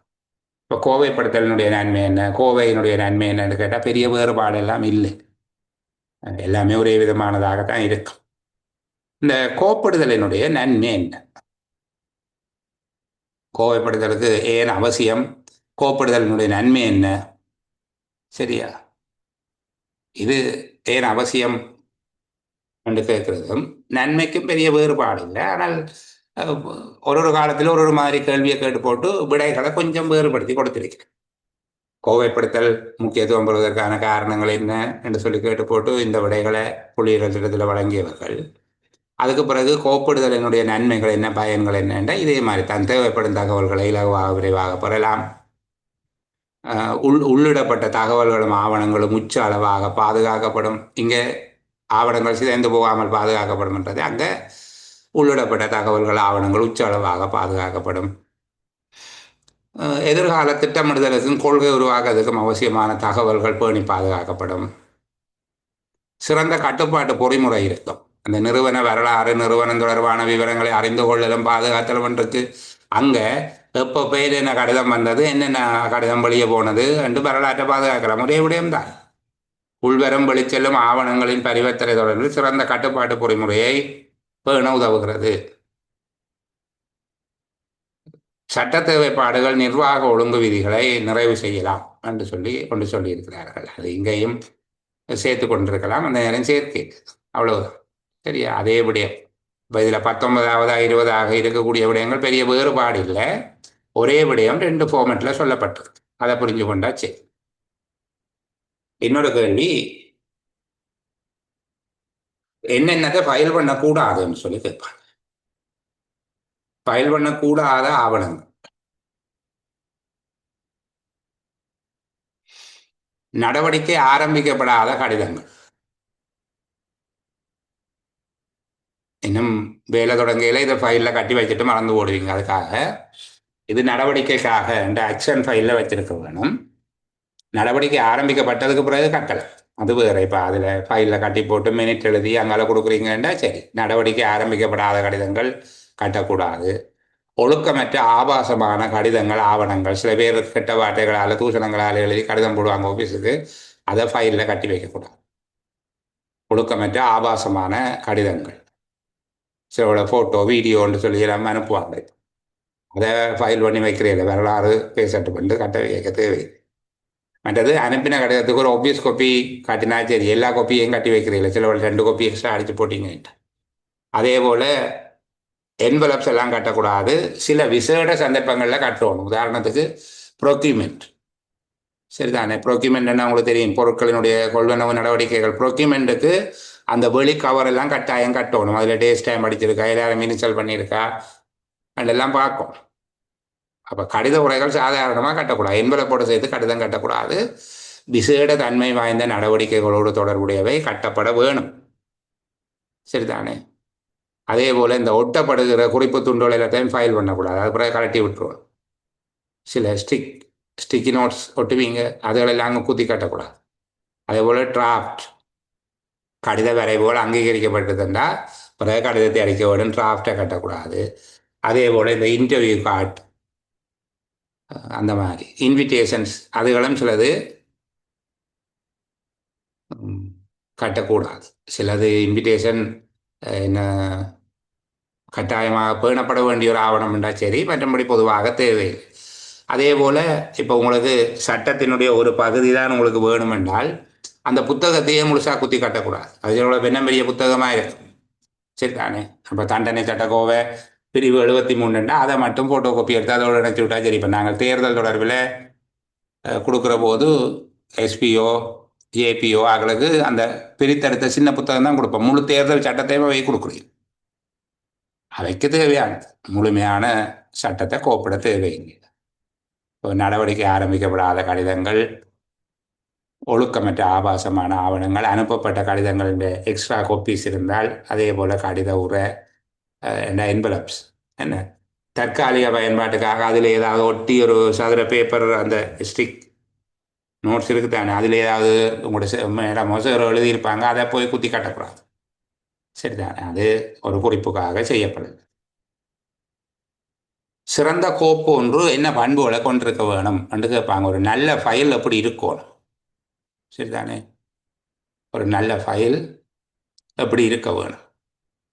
சிறந்த கோவையிடுதலின் அம்சங்கள். நல்ல ஃபைல் அல்ல ஃபைல்ஸ், நிறைய ஃபைல் வச்சிருக்கிறார்கள், எப்படியாக சிறந்த கோப்பிடலை செய்யலாம், அல்லது ஒரு நல்ல கோப்பில் நீங்கள் காணக்கூடிய பண்புகள் என்ன? ஒன்று, அவசியப்படுகிற தகவல்களை இலகுவாக விரைவாக பெறக்கூடியதாக இருக்கும். அதுக்கு பிறகு கீழே விளக்கமெல்லாம் சொல்லப்பட்டிருக்குது. நீங்கள் பேணி வருவதில் காணக்கூடிய அவசியப்படுற தகவல்களை இலகுவாக விரைவாக தேடிக்கொள்ளக்கூடியதாக இருக்க வேணும். அங்கே கோவையில் விடயம் குறிப்பிட்டிருக்கணும், தொடர்பு இலக்கம் குறிப்பிட்டிருக்கணும், சுட்டகராதி பயன்படுத்தல். சுட்டகராதி என்பதை நான் சொன்னேன், ஃபைல் எங்கே இருக்குன்னு ஒரு லிஸ்ட் ஒன்று எழுதி வச்சிருக்கணும் என்றால் தான் சுட்டகராதி, சரிதானே? பொருத்தமான வகைப்படுத்தல், இலகுவாக கையாளக்கூடியதாக இருக்கணும். ஒரு விடயத்துக்கு ஒரு கோவை, அதே போல் ஒரு கோவையில் ஒரு விடயம் போன்றவே இருக்கும். அப்போ அவசியப்படுகிற தகவல்கள் இலகுவாக விரைவாக பேணக்கூடியதாக இருக்க வேணும். உள்ளே இடப்பட்ட தகவல்கள், ஆவணங்கள் உச்ச அளவு பாதுகாப்பாக இருக்க வேணும். பொருத்தமான இடத்துல வச்சிருக்கிறது, இறுக்கமாக கட்டி இருக்கிறது, ஆவணங்களுக்கு இலக்கம் இடுகிறது. நீங்கள் இந்த மேல் தலைப்புகளை விட்டுட்டு இந்த லைனில் இப்படி கீழே சரி போட்டிருக்கிறது எழுதினாலே நிறைய வந்து சிறந்த கோவையிடுதலின் அம்சங்கள் கோப்புகளை இலகுவாக தேடிக்கொள்ளக்கூடியதாக இருக்கணும், விடயம் குறிப்பிடப்பட்டு தொடர் விளக்கம் இருக்கணும், பொருத்தமாக வகைப்படுத்தி சுட்டகராதி பயன்படுத்த வேணும், இலகுவாக கையாளக்கூடியதாக இருத்தல், தனித்தனியான விடயங்களுக்கு தனித்தனி கோவைகளை பேணுவது, ஒரு விடயத்துக்கு ஒரு கோவை பயன்படுத்துவது, கோவை பதிவேடு பேணப்படுவது, அனைத்து ஆவணங்களும் பொருத்தமான இடத்துல வைத்து பாதுகாக்கக்கூடியதாக இருக்க வேண்டும், இறுக்கமாக கட்டப்படுதல், ஆவணங்களுக்கு இலக்கமிடுதல், பொருத்தமான தொடர் இலக்கமிடப்பட வேணும், பொருத்தமான உரைகளில் கோவையிட வேணும். இப்போ பர்சனல் ஃபைலண்டா அந்த தடிச்ச அதில் கொண்டு போய் வடிவாக வைக்கும். என்ன அதிகாரம் அளிக்கப்பட்டவர்கள் மட்டும் அணுகுவதை உறுதி செய்ய வேணும், எல்லாரும் எடுக்கக்கூடாது. அடுத்தது கடிதம் கிடைத்ததிலிருந்து வேலைகள் எவ்வாறு செய்யப்பட்டது என்பதை கண்டறியக்கூடியதாக ஆவணங்கள் இருக்கணும், குறிப்புத்தாள் பத்திரமாக இணைக்கப்பட்டிருக்க வேணும். இதெல்லாம் கட்டுப்பாடு பொறிமுறைக்குள்ள போகும். குறுக்கு தொடர்பு அசைவு குறிப்பு இருக்கணும், சிக்கனமாக இருக்கணும், எதிர்காலத்தில் மாற்றங்கள் வந்து அதுக்கு ஏற்ற மாதிரி மாற்றக்கூடியதாக இருக்கணும், புதிய உத்தியோகத்தரும் இலகுவாக புரிந்து கொள்ளக்கூடியதாக இருக்க வேணும், கோப்புக்கள் தேங்குவதை தடுத்தல், ஒரு இடத்துல குவிஞ்சு போய் கிடக்கக்கூடாது, வேலைகள் முடிவடைஞ்சு உடனுடனே கிரமமான முறையிலே அவை அகற்றப்பட வேணும்.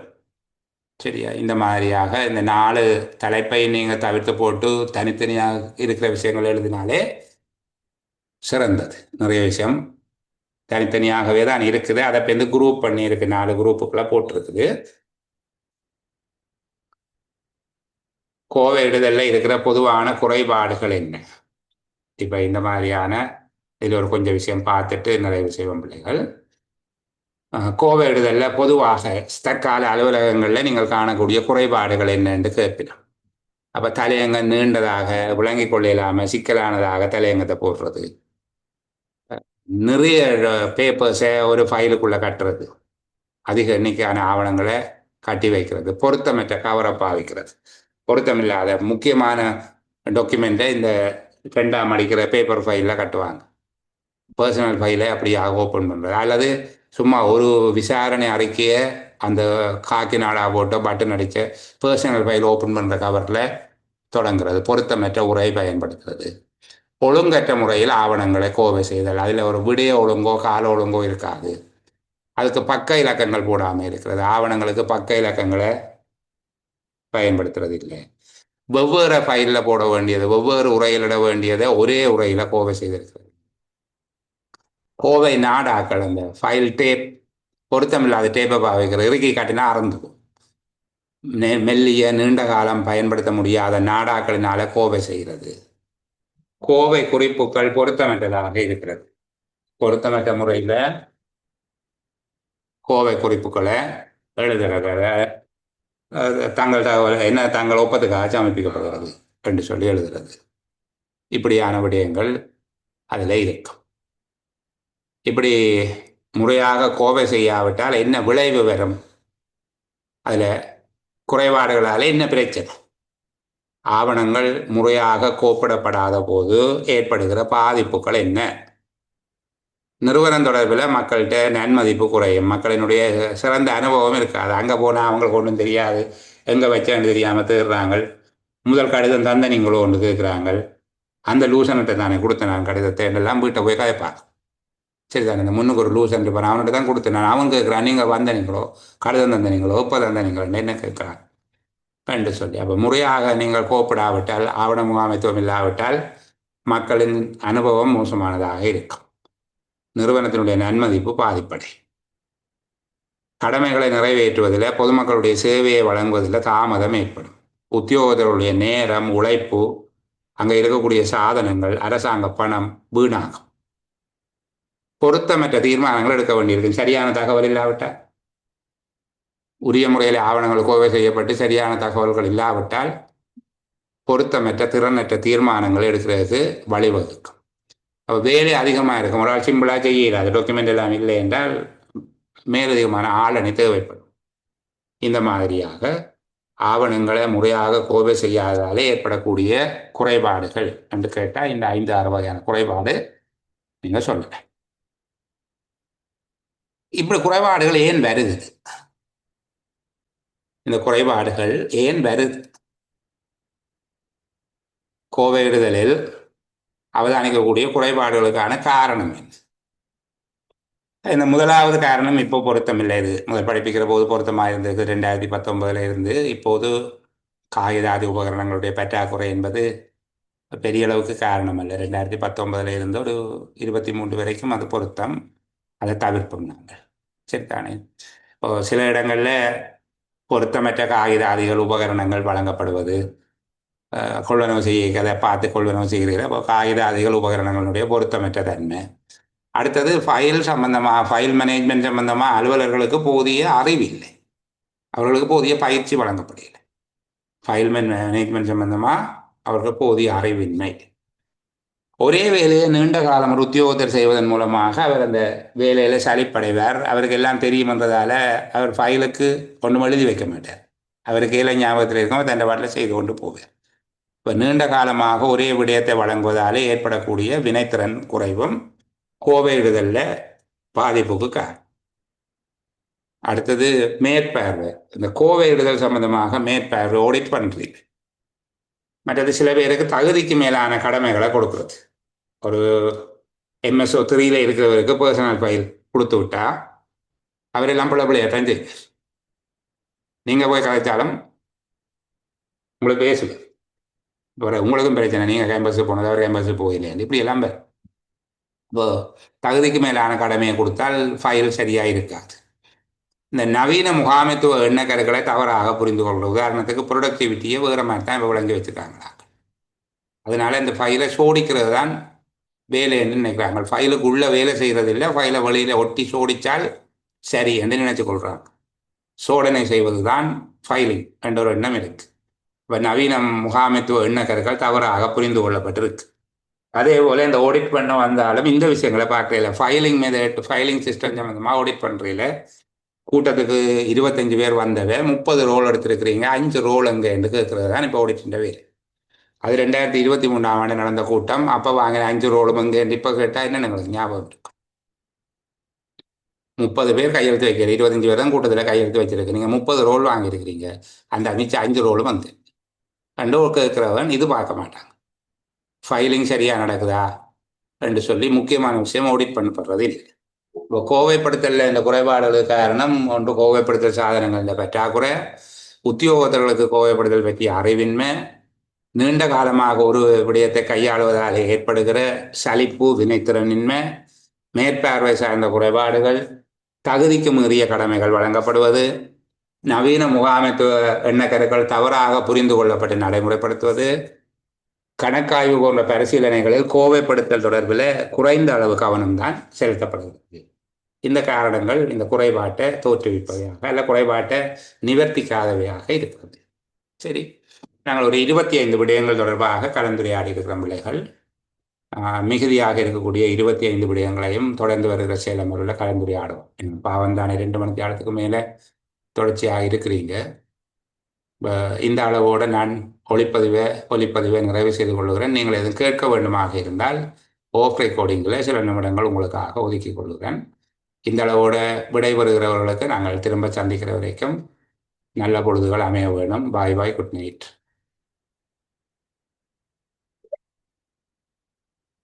சரி, நீங்கள் ஏதாவது கேட்கறதாக இருந்தால் மைக் தந்துட்டு.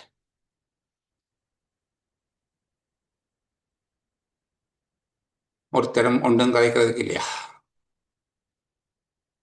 சரி, முக்கியமான அளவில் இந்த வரையக்குள்ள இனிமேல் உங்களோட பேரை போட்டு கொண்டு வரணும். இந்த சரிதானே 18/9/2025 போட்டிருக்கிறீங்க. இப்போ இது பழைய கதையாக கிடக்கு. இந்த மாதிரியாக இல்லாமல் இந்த பாருங்க, சகாயம் பிள்ளை லக்ஷன் ராஜ் எவ்வளவு தெளிவாக அவருடைய பேரோடு இருக்கிறாரு. அந்த மாதிரி சாம்சங் என்ற ஆள் இருக்கிறார். அவருக்கு பாருங்க இப்படி பேர் வச்சிருக்காங்க. அந்த காலத்திலேயே சாம்சங் SM-X115 பேர் வச்சிருக்காங்க. குறைஞ்சது 30 வருஷத்துக்கு முந்தி இப்படி ஒரு பேர் வரப்போகுது என்று சொல்லி யோசித்து குடும்பத்தில் பேர் வச்சிருக்கிறாங்க. இப்படி வராதுங்க பெருமெல்லாம். சரியா, உங்களோட பேர்களை மாற்ற பாருங்க. இப்போ நான் தான் நம்புகிறேன், நாம் டெக்னிக்கல் தெரியாதாக்கள், நீங்கள் எல்லாம் டெக்னிக்கல் தெரிஞ்சாக்கள் தானே. அப்போ அந்த பகுதியை பார்த்து மாற்றிக்கொள்ள வேணும். பேர் சொல்லி கூப்பிடக்கூடியதாக இருக்க வேணும். அடுத்தடுத்த சீசனில் நாங்கள் ஒரு ஆள் கதை கேட்கல சொல்லுங்க, இந்த விஜயபிரியா, சுபாஜினி லிங்கேஸ்வரன், இந்த மாதிரி பேர்கள் இருக்கிற போது முகீனம், யாழினி, அந்த மாதிரி பேர்களோட இருக்கிற சரண் யாரோ போட்டு வச்சுக்காங்க. சரண்ன்றது பாஸ்வேர்டு இல்லைப்பா, அது நீங்கள் சில வேளை அந்த லிங்கை கிளிக் பண்ணாமல் சில பேர் யூசர் நேம் பாஸ்வேர்ட் கொடுத்து ஓப்பன் பண்ணுறார்கள் இருப்பார்கள். அதுக்காக தருகிறது. நீங்கள் ஏன் உங்களோட பேரை மாற்றுறீங்க? அது சில பேர் இலக்கம் கொடுப்பாங்க, நானோட பேரை போட்டு விடுறது, நம்மளோட பேரை இல்லை பிள்ளைகளோட பேரை அப்படி போடுறது. சரி, அப்போ நாங்கள் இந்த அளவோடு நிறைவு செய்து கொள்வோம். மீண்டும் ஒரு நல்ல பொழுதில் சந்திக்கிற வரைக்கும் எல்லோருக்கும் இனிமையான பொழுதுகள் அமைய வேண்டும் என்கிற பிரார்த்தனையோட bye bye, good night. Thank you. Thank you.